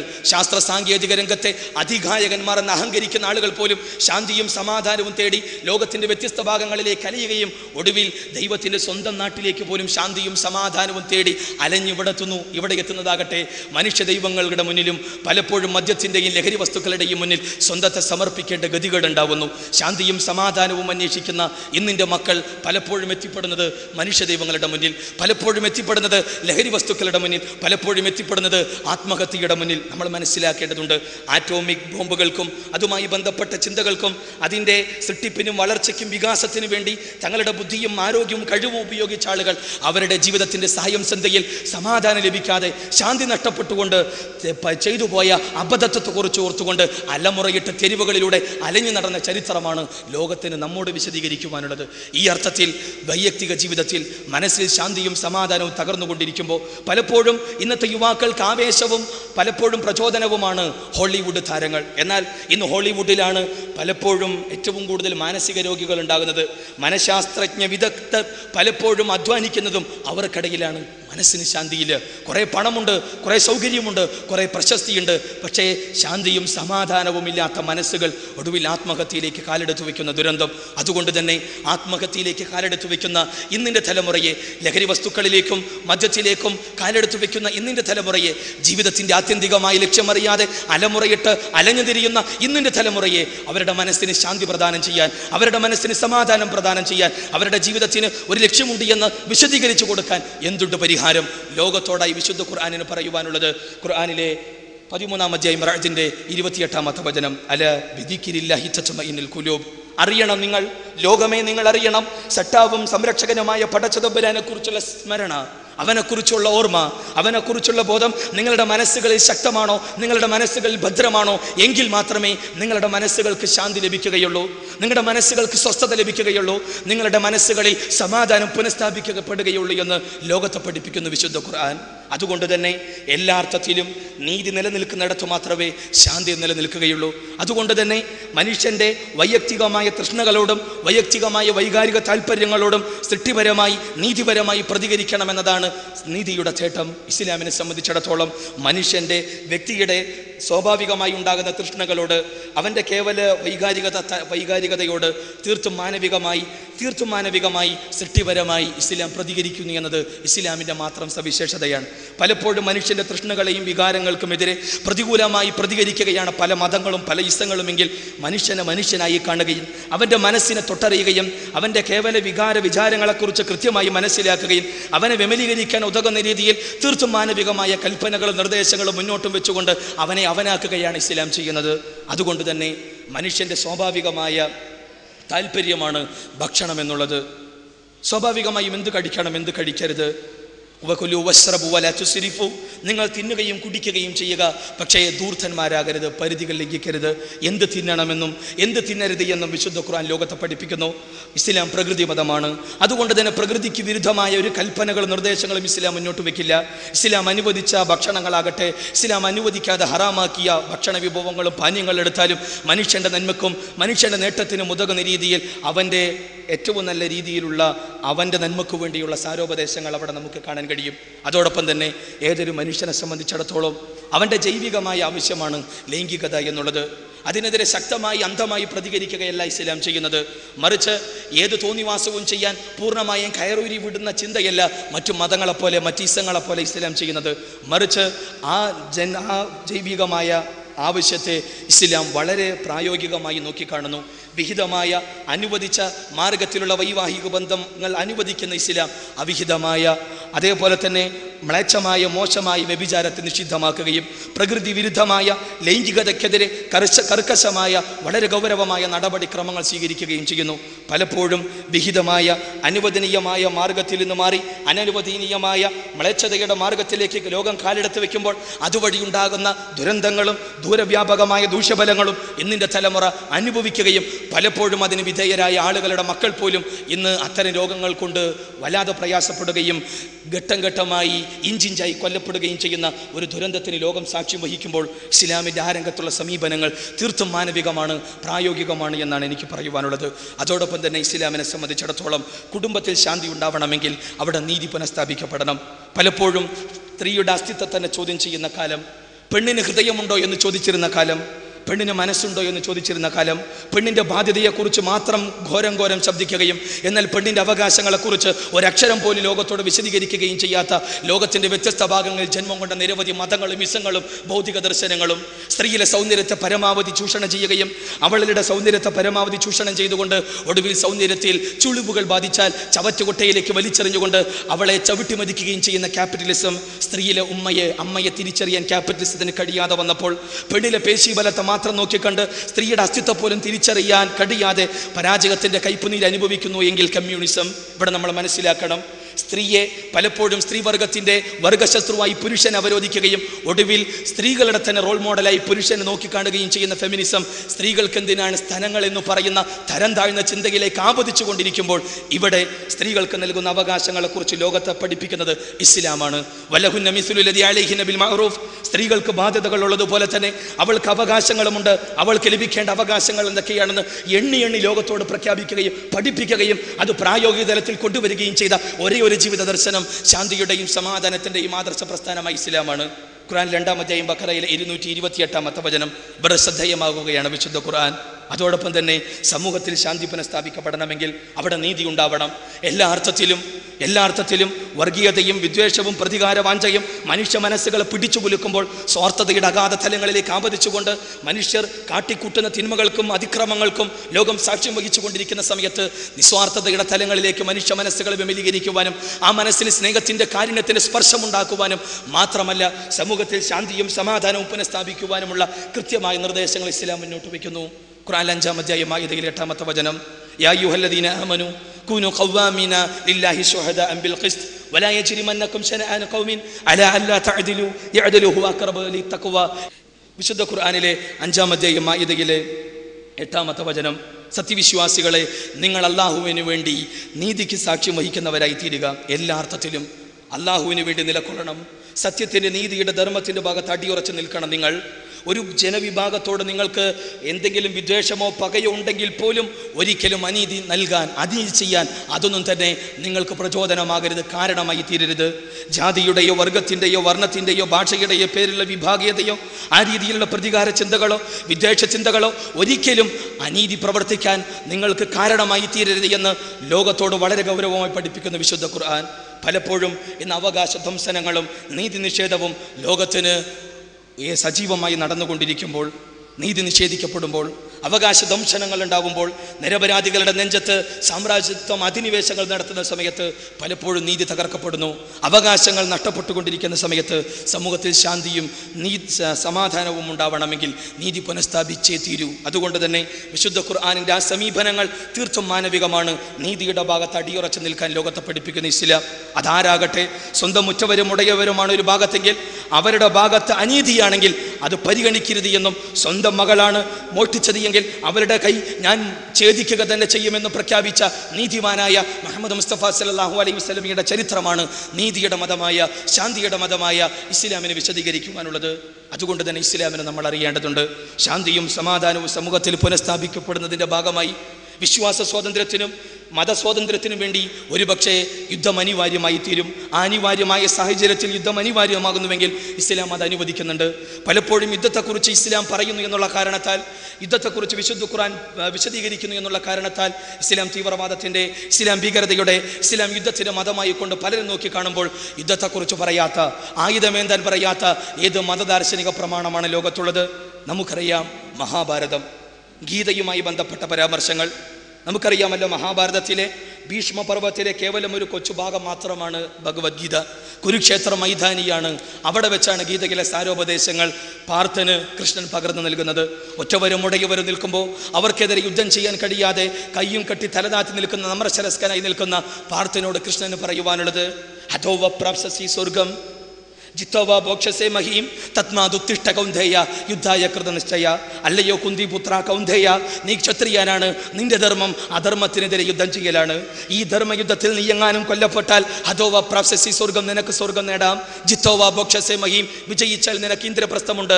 അതുകൊണ്ട് തത്മാതുത്തിഷ്ഠ കൗന്ദേയ യുദ്ധായ കൃതനിശ്ചയ, നിശ്ചയിച്ചുറപ്പിക്കപ്പെട്ട യുദ്ധത്തിന് വേണ്ടി നീ ചാടി എഴുന്നേൽക്കണമെന്ന് പഠിപ്പിക്കുന്ന ഗീത. ആ ഗീത ഈ യുദ്ധത്തിൻ്റെ മതമായി, തീവ്രവാദത്തിൻ്റെ മതമായി ആരെങ്കിലും പറഞ്ഞാൽ നമ്മുടെ സമീപനം എന്താണ്? മേലങ്കി വിറ്റുവെങ്കിലും വാട് വാങ്ങിക്കണമെന്നുള്ള യേശുവിൻ്റെ അധ്യാപനം, പിലോത്തോസിൻ്റെ പടയാളികളിൽ നിന്ന് രക്ഷ നേടുന്നതിന് വേണ്ടി യേശുവിൻ്റെ ഉപദേശമായി ലൂക്കോസിൻ്റെ സുവിശേഷം 22-ാം അധ്യായത്തിലെ 36-ാമത്തെ വചനത്തിൽ നമുക്ക് കാണാൻ കഴിയുന്നു. വാളെടുക്കാൻ പഠിപ്പിച്ച, വാളുകൊണ്ട് ശത്രുവിൻ്റെ ശിരസ് ഛേദിക്കാൻ പഠിപ്പിച്ച ഒരു വ്യക്തിയായി, ഒരു ഗ്രന്ഥമായി ബൈബിളിനെ ആരെങ്കിലും നോക്കി കാണുന്നുവെങ്കിൽ എന്താണ് ആ രംഗത്തുള്ള നമ്മുടെ സമീപനം? വിശുദ്ധ ഖുർആനെ സംബന്ധിച്ചിടത്തോളം വഴിയിലൂടെ പോകുന്ന ഹൈന്ദവരുടെയും ക്രൈസ്തവരുടെയും ശിരസ് ഛേദിച്ച് നെഞ്ചകം പിളർക്കി ഇവിടെ വർഗീയ ലഹളകൾക്ക് തിരികൊളുത്തുവാനും തീവ്രവാദ ഭീകരവാദ വിധ്വംസന പ്രവർത്തനങ്ങൾക്ക് ആവേശം പകരുവാനും ഇസ്ലാം എവിടെയും പഠിപ്പിക്കുന്നില്ല. മറിച്ച് വഖാതിലു ഫീ സബീലില്ലാഹി അല്ലദീന യുഖാതിലൂനകും വലാ തഅതദു ഇന്നല്ലാഹ ലാ യുഹിബ്ബുൽ മുഅ്തദീൻ. ഇങ്ങോട്ട് യുദ്ധം ചെയ്യുന്നവരോട് മാത്രം നിങ്ങളുടെ ജീവന്റെ നിലനിൽപ്പിന്, നിങ്ങളുടെ വിശ്വാസ സ്വാതന്ത്ര്യത്തിന്, നിങ്ങളുടെ മതസ്വാതന്ത്ര്യത്തിന്, ശാന്തിയും സമാധാനവും സമൂഹത്തിൽ പുനഃസ്ഥാപിക്കപ്പെടുന്നതിൻ്റെ ഭാഗമായി ഇസ്ലാമികമായ നേതൃത്വത്തിൻ്റെ ഇമാറത്തിൻ്റെ കീഴിലുള്ള ഈ പ്രതിരോധത്തെക്കുറിച്ച് വിശുദ്ധ ഖുർആൻ പരാമർശിക്കുന്നുണ്ട് എന്നത് സത്യമാണ്. അവിടെ പോലും വലാ തഅതദു, പരിധികൾ ലംഘിക്കരുത് എന്നുള്ള വിശുദ്ധ ഖുർആന്റെ കർക്കശമായ നടപടിക്രമങ്ങൾ നമ്മൾ മനസ്സിലാക്കണം. എപ്പോഴാണ് ഇസ്ലാം യുദ്ധം അനുവദിക്കുന്നത്? അനിവാര്യമായ സാഹചര്യത്തിൽ വിശ്വാസ സ്വാതന്ത്ര്യത്തിന് വേണ്ടിയാണ് ഇസ്ലാം ആ രംഗത്ത് യുദ്ധം അനുവദിച്ചിട്ടുള്ളൂ. വഖാതിലു വിശുദ്ധ ഖുർആനിലെ ശ്രദ്ധേയമായൊരു വചനം, 2-ാം അധ്യായം ബഖറയിലെ 193-ാമത്തെ വചനം, നിങ്ങൾ അല്ലാഹുവിൻ്റെ മാർഗത്തിൽ യുദ്ധം ചെയ്യുക മർദ്ദനമില്ലാതാകുന്നതുവരെ. വയക്കൂനദ്ദീനുലില്ല, മതം സട്ടാവായ പടച്ചതമ്പുരാനാകുന്നത് വരെ പടച്ചതമ്പുരാൻ്റെ മാർഗത്തിൽ നിങ്ങൾ യുദ്ധം ചെയ്യുക. ഫൈനിൻ തഹൗ ഫലാ ഉദ്വാന ഇല്ലാ അലൽ ളാലിമീൻ. ഇനി അവർ അതിൽ നിന്നും വിരമിക്കുകയാണെങ്കിൽ അവർക്കിടയിലുള്ള അതിക്രമികൾക്കെതിരെ അല്ലാതെ യാതൊരു നടപടിക്രമങ്ങളും നിങ്ങൾ സ്വീകരിക്കാൻ പാടില്ല. ഇവിടെ പോലും മർദ്ദനമില്ലാതാകുന്നത് വരെ, സട്ടാവായ പടച്ചതമ്പുരാൻ്റെ മതം പൂർണ്ണമാകുന്നത് വരെ ദൈവം തമ്പുരാൻ്റെ മാർഗത്തിൽ വിശ്വാസ സ്വാതന്ത്ര്യത്തിന് വേണ്ടി ആയുധമേന്താൻ ഇസ്ലാം പഠിപ്പിക്കുന്നു. അവിടെ പോലും ആരോടാണ് യുദ്ധം? ആരോടാണ് യുദ്ധം? ഒരു മതം സ്വീകരിക്കുവാനും ഏതൊരു മതം തിരസ്കരിക്കുവാനുള്ള സ്വാതന്ത്ര്യം ഏതൊരു മനുഷ്യനുമുണ്ട്. ഒരു മതം സ്വീകരിച്ച് ജീവിക്കുവാനും അത് പ്രചരിപ്പിക്കുവാനും അതിൻ്റെ വക്താവായി ജീവിക്കുവാനുള്ള പൂർണ്ണമായ സ്വാതന്ത്ര്യം ഇന്ത്യൻ ഭരണഘടനയിലെ 25-ാം ആർട്ടിക്കിളും 25A അനുശാസിക്കുമ്പോൾ ലോകത്ത് ഈ രീതിയിൽ ഏതു മതം സ്വീകരിക്കാനും അതിനനുസരിച്ച് ജീവിക്കാനും അത് പ്രചരിപ്പിക്കുവാനുമുള്ള സ്വാതന്ത്ര്യം ലോകത്തെ വ്യത്യസ്ത രാഷ്ട്രങ്ങളിലെ പൗരന്മാർക്ക് ഇന്ന് നിലനിൽക്കുമ്പോൾ പ്രത്യേകിച്ച് ഭാരതീയരായ നമുക്കും അവകാശം മൗലികാവകാശമായി ഇന്ത്യൻ ഭരണഘടനയിൽ തുന്നിച്ചേർക്കപ്പെടുമ്പോൾ ഈ രീതിയിലുള്ള വിശ്വാസ സ്വാതന്ത്ര്യത്തിന് വേണ്ടി ഒരു നേതൃത്വത്തിൻ്റെ കീഴിലുള്ള പ്രതിരോധത്തെക്കുറിച്ച് ഖുർആൻ ചർച്ച ചെയ്യുന്നുണ്ട്. അവിടെ പോലും യുദ്ധവുമായി ബന്ധപ്പെട്ട് ഖുർആൻ പറഞ്ഞപ്പോൾ ഇങ്ങോട്ട് യുദ്ധം ചെയ്യുന്ന ആളുകളുമായി നിങ്ങൾ അങ്ങോട്ട് യുദ്ധം ചെയ്യുക, അവിടെ പോലും വലാ തഅ്തദു, നിങ്ങൾ പരിധികൾ ലംഘിക്കാൻ പാടില്ല. യുദ്ധമര്യാദയെക്കുറിച്ച് 1400 വർഷങ്ങൾക്ക് മുമ്പ് വിശുദ്ധ ഖുർആൻ പഠിപ്പിച്ച ഇസ്ലാം മുന്നോട്ട് വെച്ച മാനവികമായ നിർദ്ദേശങ്ങൾ നമ്മൾ അറിയേണ്ടതുണ്ട്. സ്ത്രീകളെ വധിക്കരുത്, കുട്ടികളെ വധിക്കരുത്, അതേപോലെ തന്നെ പുരോഹിതന്മാരെ അറുകൊല ചെയ്യരുത്, ആരാധനാലയങ്ങൾ തകർത്തെറിയരുത്. അതോടൊപ്പം തന്നെ നിങ്ങളുമായി യുദ്ധം ചെയ്യുന്ന രണഭൂമിയിൽ നിങ്ങളുടെ ശിരസ് ഛേദിക്കാൻ വരുന്ന നേർക്കുനേരെയുള്ള ശത്രുക്കളോട് മാത്രമാണ് നിങ്ങളുടെ രംഗത്തുള്ള സമീപനം. കൃത്യമായ മാനവികമായ നിർദ്ദേശങ്ങൾ. എന്നാൽ നമ്മൾ മനസ്സിലാക്കണം, ഈ അടുത്ത കാലത്തെ ജനീവ കരാറിലെ 48-ാം ഖണ്ഡിക അത് വിശദീകരിക്കുന്നുണ്ട് യുദ്ധമര്യാദകളെക്കുറിച്ച്. ഹോസ്പിറ്റലുകളിൽ ബോംബിടരുത്, ജനങ്ങൾ തിങ്ങിപ്പാർക്കുന്ന പ്രദേശത്ത് ബോംബിടരുത്, വിദ്യാലയങ്ങളിലരുത്, അതേപോലെ തന്നെ ആശുപത്രികളിലരുത്, അതോടൊപ്പം തന്നെ സ്ത്രീകളെ ആക്രമിക്കാൻ പാടില്ല, നിരപരാധികളായ ആളുകളെ വധിക്കാൻ പാടില്ല, കുട്ടികളെ വധിക്കരുത് എന്നെല്ലാം പറയുകയും ആ രീതിയിലുള്ള ആശയങ്ങൾ ജനീവ കരാറിൽ എഴുതി തീരുന്നതിന് മുമ്പ് തന്നെ ലോകരാഷ്ട്രങ്ങൾ ആ നിയമങ്ങളെയെല്ലാം കാറ്റിൽ പറത്തിക്കൊണ്ട് സകലവിധ അതിക്രമങ്ങൾക്കും തോന്നിവാസങ്ങൾക്കും നിരപരാധികളെ നിഷ്കരണം കൊല്ലുന്ന അതിമ്ലേച്ഛവും മോശവുമായ പ്രവർത്തനങ്ങൾക്ക് തിരികൊളുത്തുമ്പോൾ 1400 വർഷങ്ങൾക്ക് മുമ്പ് യുദ്ധമര്യാദയെക്കുറിച്ച് കൃത്യമായി മാനവികമായി ലോകത്തെ പരിചയപ്പെടുത്തുകയും മുസ്ലിങ്ങളുടെ സർവനാശത്തിന് വേണ്ടി പണിയെടുക്കുകയും മുസ്ലിങ്ങളുടെ സർവനാശത്തിന് വേണ്ടി ആ മുസ്ലിങ്ങളുടെ ശത്രുക്കൾക്ക് ആയുധം മൂർച്ചയാക്കി കൊടുക്കുകയും മുസ്ലിങ്ങളുടെ ശത്രുക്കൾക്ക് ആവേശവും പ്രചോദനവും നൽകി അറബിയിലെ കവിതകൾ ചൊല്ലി ആവേശം നൽകിയ സ്ത്രീക്കെതിരെ ഒരു പരിധി വിട്ട് പെരുമാറി എന്നുള്ള ഒരൊറ്റ കാരണത്താൽ മുസ്ലിങ്ങളോട് മുഹമ്മദ് മുസ്തഫ സല്ലല്ലാഹു അലൈഹി വസല്ലമ വളരെ ശക്തമായ താക്കീത് നൽകുമ്പോൾ നമ്മൾ മനസ്സിലാക്കണം പ്രവാചകൻ സല്ലല്ലാഹു അലൈഹി വസല്ലമയുടെ ആ രംഗത്തുള്ള യുദ്ധ സമീപനവുമായി ബന്ധപ്പെട്ട്. എന്നിട്ട് അല്ലാഹു പറയുന്നത് ഇന്നല്ലാഹ ലാ യുഹിബ്ബുൽ മുഅ്തദീൻ, പരിധി ലംഘകരെ, സട്ടാവായ പടച്ചതമ്പരൻ പഠിപ്പിച്ച പരിധി ലംഘിക്കുന്ന ആളുകളെ പടച്ചതമ്പരൻ ഇഷ്ടമേ അല്ല എന്ന് ഖുർആൻ അടിവരയിടുമ്പോൾ ഗൗരവമാവുകയാണ് വിശുദ്ധ ഖുർആനിൻ്റെ ഈ രംഗത്തുള്ള വിശദീകരണങ്ങൾ, വിശുദ്ധ ഖുർആൻ്റെ ഈ രംഗത്തുള്ള പരാമർശങ്ങൾ നമ്മൾ മനസ്സിലാക്കണം. യുദ്ധഭൂമിയിൽ പോലും അഭയം തേടി വന്ന ശത്രുവിന് പോലും അഭയം നൽകാൻ പഠിപ്പിക്കുന്ന ഇസ്ലാം 50-ാം അധ്യായം സൂറത്ത് തൗബയിലെ 6-ാമത്തെ വചനം, وإن أحد من المشركين استجارك فأجره حتى يسمع كلام الله ثم أبلغه مأمنا ذلك بأنهم قوم لا يعلمون. അതെ, അഭയം തേടി വരുന്ന ആളുകൾക്ക് നിങ്ങൾ അഭയം നൽകുക. സത്യത്തിൻ്റെ സമാധാനത്തിൻ്റെ ആദർശ പ്രസ്ഥാനമായ ഈ സുന്ദരമായ ജീവിത ദർശനത്തെക്കുറിച്ച് കേൾക്കാനുള്ള അവസരം അവനുണ്ടാകുക. മാത്രമല്ല, അവൻ താല്പര്യപ്പെടുന്നുവെങ്കിൽ നിർഭയത്വമുള്ള ഒരു സ്ഥാനത്തേക്ക് അവൻ എത്തിച്ചു കൊടുക്കുകയും ചെയ്യുക. ദാലിക ബിഅന്നഹും ഖൗമുൻ ലാ യഅലമൂൻ, അവർ അറിവില്ലാത്ത ജനവിഭാഗമാണെന്ന് വിശദീകരിക്കുന്ന ഖുർആൻ. സമാധാനം ആഗ്രഹിക്കുന്നുവെങ്കിൽ, സമാധാന സന്ധിയിലേക്ക് ശത്രുക്കൾ എങ്ങാനും മുന്നോട്ട് വരുന്നുവെങ്കിൽ ആ സമാധാന കരാറിൻ്റെ ഭാഗത്ത് അടിയുറച്ചു നിൽക്കണമെന്നും സമാധാനകാംക്ഷികളായി ലോകത്ത് നിലകൊള്ളണമെന്നും വിശദീകരിക്കുകയാണ് ഖുർആനിലെ 4-ാം അധ്യായം സൂറത്ത് നിസാഇന്റെ 90-ാമത്തെ വചനം. ഫൈന തസലൂക്കും ഫലം യുഖാതിലൂക്കും ഫിദ്ദീനി വഅൽഖൗ ഇലൈക്കും അസ്സലാം. പടച്ചതമ്പരൻ വിശദീകരിക്കുന്നത്, ഇനി അവർ അതിൽ നിന്നെല്ലാം തന്നെ പൂർണ്ണമായി വിട്ടൊഴിഞ്ഞു നിൽക്കുകയും നിങ്ങളുടെ മതത്തിൻ്റെ പേരിൽ യുദ്ധം ചെയ്യാതിരിക്കുകയും നിങ്ങളുടെ മുന്നിൽ സമാധാനത്തിൻ്റെ കരാർ മുന്നോട്ട് വയ്ക്കുകയും ചെയ്യുന്നുവെങ്കിൽ അതെ ഫമാ ജഅലല്ലാഹു ലക്കും അലൈഹിം സബീല, അവർക്കെതിരെ യാതൊരു രീതിയിലുള്ള നടപടിക്രമവും സ്വീകരിക്കാൻ അള്ളാഹു നിങ്ങൾ അനുവദിക്കുന്നില്ല എന്ന്. എത്ര ശ്രദ്ധേയമാണ് ഖുർആനിൻ്റെ വചനം.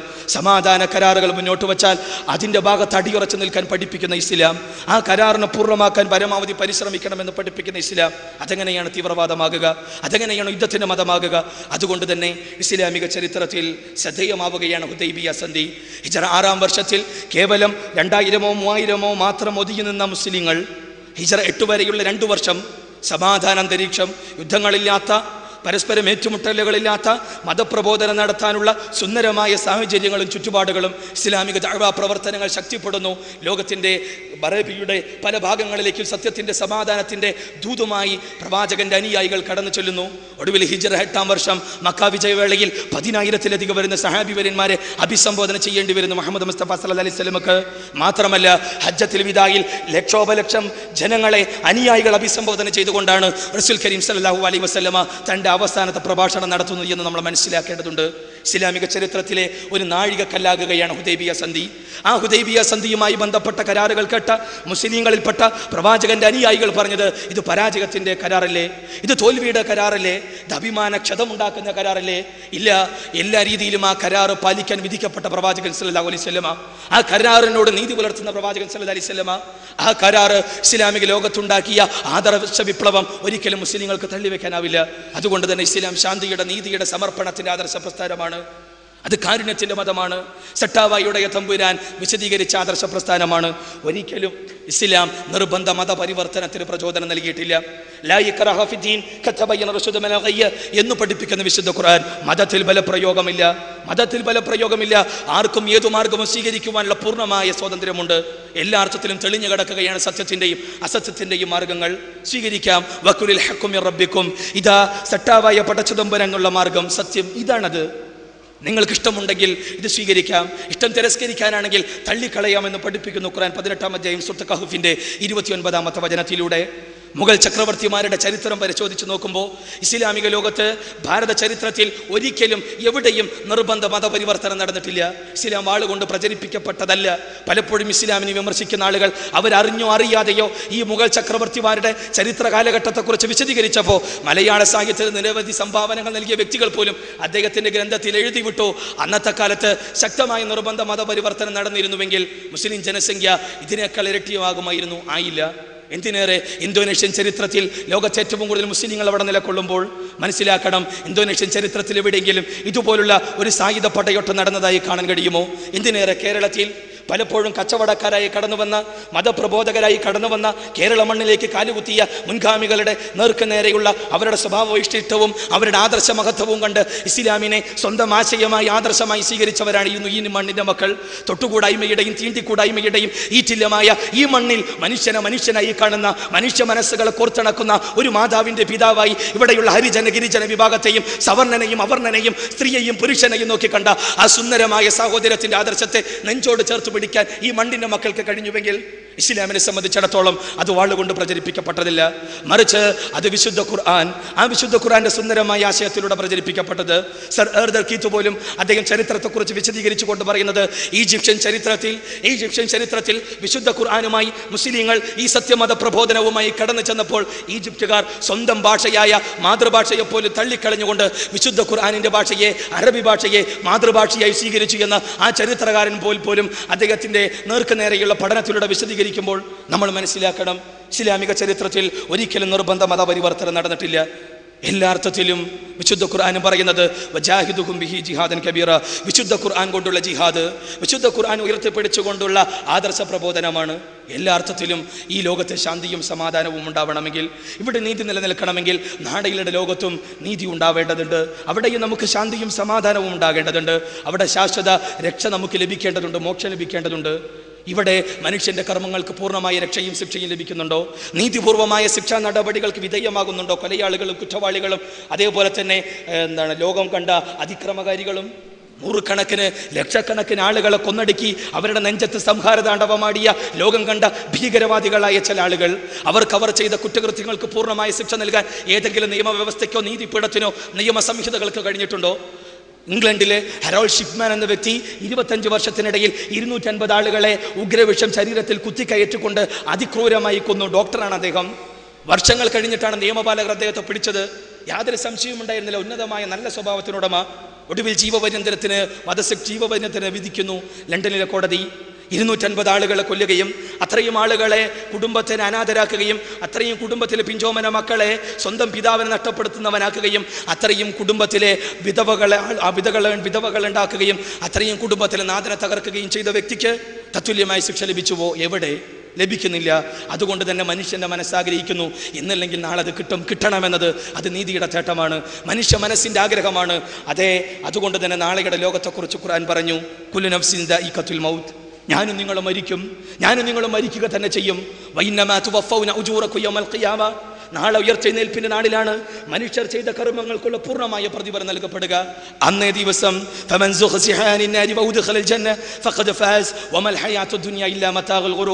ആരാണോ ജ്വലിക്കുന്ന നരകശിക്ഷയിൽ നിന്നും അകറ്റി നിർത്തപ്പെടുക, സ്വർഗപ്രവേശത്തിലേക്ക് ആരാണോ പ്രവേശിപ്പിക്കപ്പെടുക, അവനാണ് ആത്യന്തികമായി വിജയം നേടിയവൻ.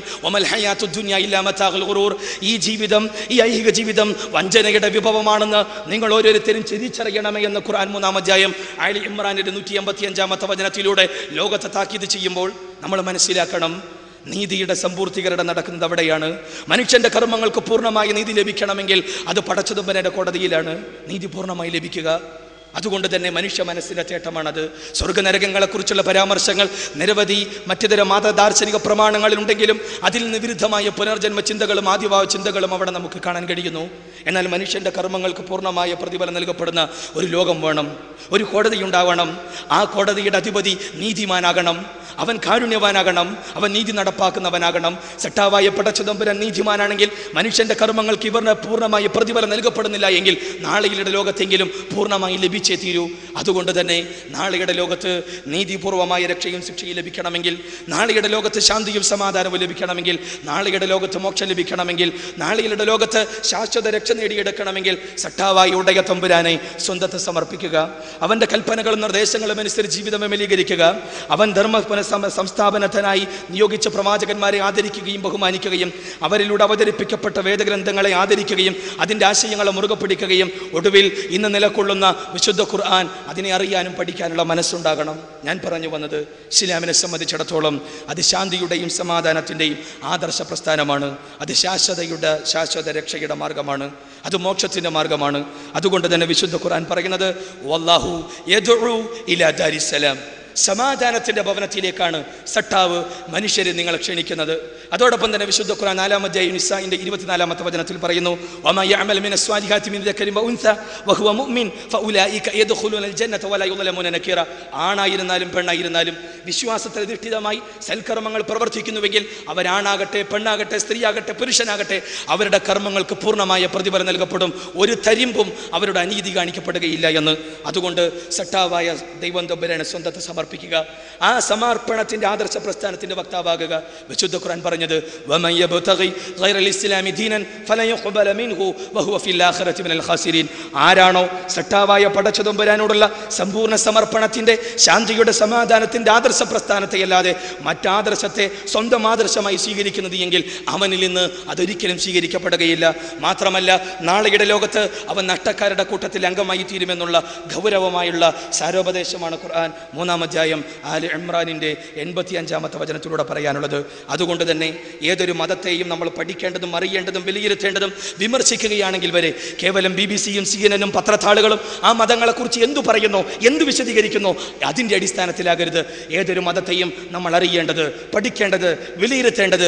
വിമർശിക്കുകയാണെങ്കിൽ വരെ പ്രമാണബദ്ധമാകണം, പ്രമാണത്തിലധിഷ്ഠിതമാകണം. ഇസ്ലാമിനെ അറിയേണ്ടത് വിശുദ്ധ ഖുർആനിൽ നിന്നും അതിൻ്റെ വിശദീകരണമായ സുന്നത്തിൽ നിന്നും, ഹിന്ദു മതത്തെ ചതുർവേദങ്ങളിൽ നിന്നും ഉപനിഷത്തുകളിൽ നിന്നും അറിയുന്നത് പോലെ, ക്രിസ്തു മതത്തെ ബൈബിളിൽ നിന്ന് അറിയുന്നത് പോലെ ഏതൊരു മതത്തെയും അതിൻ്റെ ദാർശനിക പ്രമാണങ്ങളിൽ നിന്ന് അറിയാനും പഠിക്കാനും മനസ്സിലാക്കാനും സത്യം മനസ്സിലാക്കുവാനും നന്മയുടെ വക്താവായി തീരാനും അത് ബോധ്യപ്പെട്ടാൽ ആ സത്യത്തെ നെഞ്ചോട് ചേർത്ത് പിടിക്കുവാനും മരണം വരെ ആ സത്യത്തിൻ്റെ വക്താവായി ജീവിക്കുവാനും മരിക്കുവാനും ഒടുവിൽ നാളെയുടെ ലോകത്ത് ദൈവം തമ്പുരാൻ എന്നുള്ള ശാശ്വതമായ രക്ഷ നേടിയെടുക്കുവാനും മോക്ഷം നേടിയെടുക്കുവാനും ആത്മാർത്ഥമായി പ്രാർത്ഥിക്കുകയും പരിശ്രമിക്കുകയും പഠിക്കുകയും ചെയ്യാനുള്ള മനസ്സ് എല്ലാവരിലും ഉണ്ടാകണമെന്ന് ആത്മാർത്ഥമായി ഉണർത്തിക്കൊണ്ട് ഇത്ര നേരം ഈ പ്രഭാഷണത്തെ താല്പര്യപൂർവ്വം ശ്രദ്ധയോടെ ശ്രവിച്ച എൻ്റെ സഹോദരങ്ങളെ, തുറന്ന മനസ്സുകളുമായി ഇത്ര നേരം ക്ഷമയോടെ ഇരുന്ന നിങ്ങളുടെ മനസ്സുകളിൽ, നിങ്ങളുടെ തുറന്ന മനസ്സുകളിൽ സ്നേഹാദരണീയരായ നിങ്ങളുടെ ചിന്താമണ്ഡലങ്ങളിലേക്ക് ഇസ്ലാം ശാന്തിയുടെ മതം ശാശ്വത രക്ഷയുടെയുമെന്ന വളരെ പ്രസക്തമായ ഈ വിഷയത്തെ ഈ ഉള്ളവൻ സമർപ്പിക്കുകയാണ്.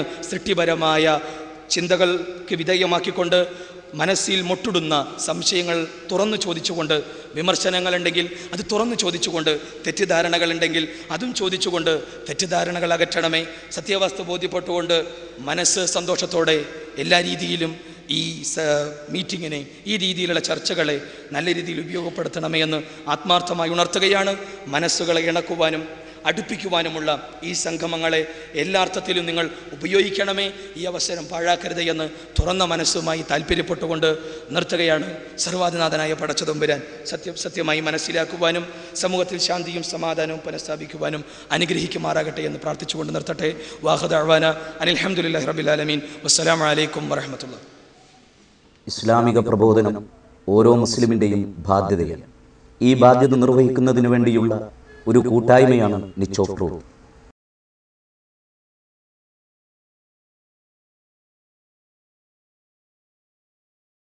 നിച്ച് ഓഫ് ട്രൂത്ത് പ്രവർത്തനങ്ങൾ, ചോദ്യോത്തരത്തോടുകൂടിയ പൊതുപ്രഭാഷണങ്ങൾ, മതനേതാക്കളുമായ സൗജന്യ ഇസ്ലാം കറസ്പോണ്ടൻസ് കോഴ്സ്, ഇസ്ലാമിനെ പരിചയപ്പെടുത്തുന്ന ലഘുലേഖകളും പുസ്തകങ്ങളും, ഇസ്ലാം വിമർശനങ്ങൾക്ക് മറുപടി പറയുന്ന ഗ്രന്ഥങ്ങളും കാസറ്റുകളും, പ്രബോധനത്തിന് വേണ്ടി മാത്രമായി ഒരു ദൃശ്യ ശ്രാവ്യ മാധ്യമം ക്രിയേറ്റീവ് മീഡിയ, ഇസ്ലാമിക പ്രബോധനത്തിന് മാത്രമായി ഒരു ആനുകാലികം സ്നേഹസംവാദം മാസിക, ഇസ്ലാമിനെക്കുറിച്ച് സത്യസന്ധവും ശാസ്ത്രീയവുമായ അറിവ് നൽകുന്ന ഇന്റർനെറ്റ് സൈറ്റ്, ലോക പ്രശസ്ത ഇസ്ലാമിക പ്രബോധകരുടെ കേസറ്റുകൾക്കുള്ള ലൈബ്രറി, പ്രബോധകർക്കായുള്ള റഫറൻസ് ലൈബ്രറി,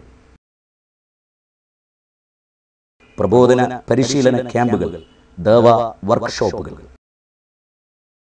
ഖുർആൻ പരിഭാഷാ വിതരണം, ഗ്രാമാന്തരങ്ങളിൽ ഇസ്ലാമിന്റെ സന്ദേശം എത്തിക്കാൻ മൊബൈൽ ദഅവ യൂണിറ്റ്, നേരിട്ട് ഇസ്ലാമിനെ മനസ്സിലാക്കാൻ നിച്ച് ഓഫ് ട്രൂത്ത് സെന്ററുകൾ. നാദാ, സത്യമത സന്ദേശ പ്രചരണത്തിനു വേണ്ടിയുള്ള വിനീതമായൊരു സംരംഭമാണിത്. നീ ഏൽപ്പിച്ച ഉത്തരവാദിത്വത്തിന്റെ നിർവഹണത്തിനു വേണ്ടിയുള്ള എളിയ ശ്രമം ഇതൊരു പ്രതിഫലാർഹമായ പ്രവർത്തനമായി സ്വീകരിക്കണമെന്ന്. ആമീൻ.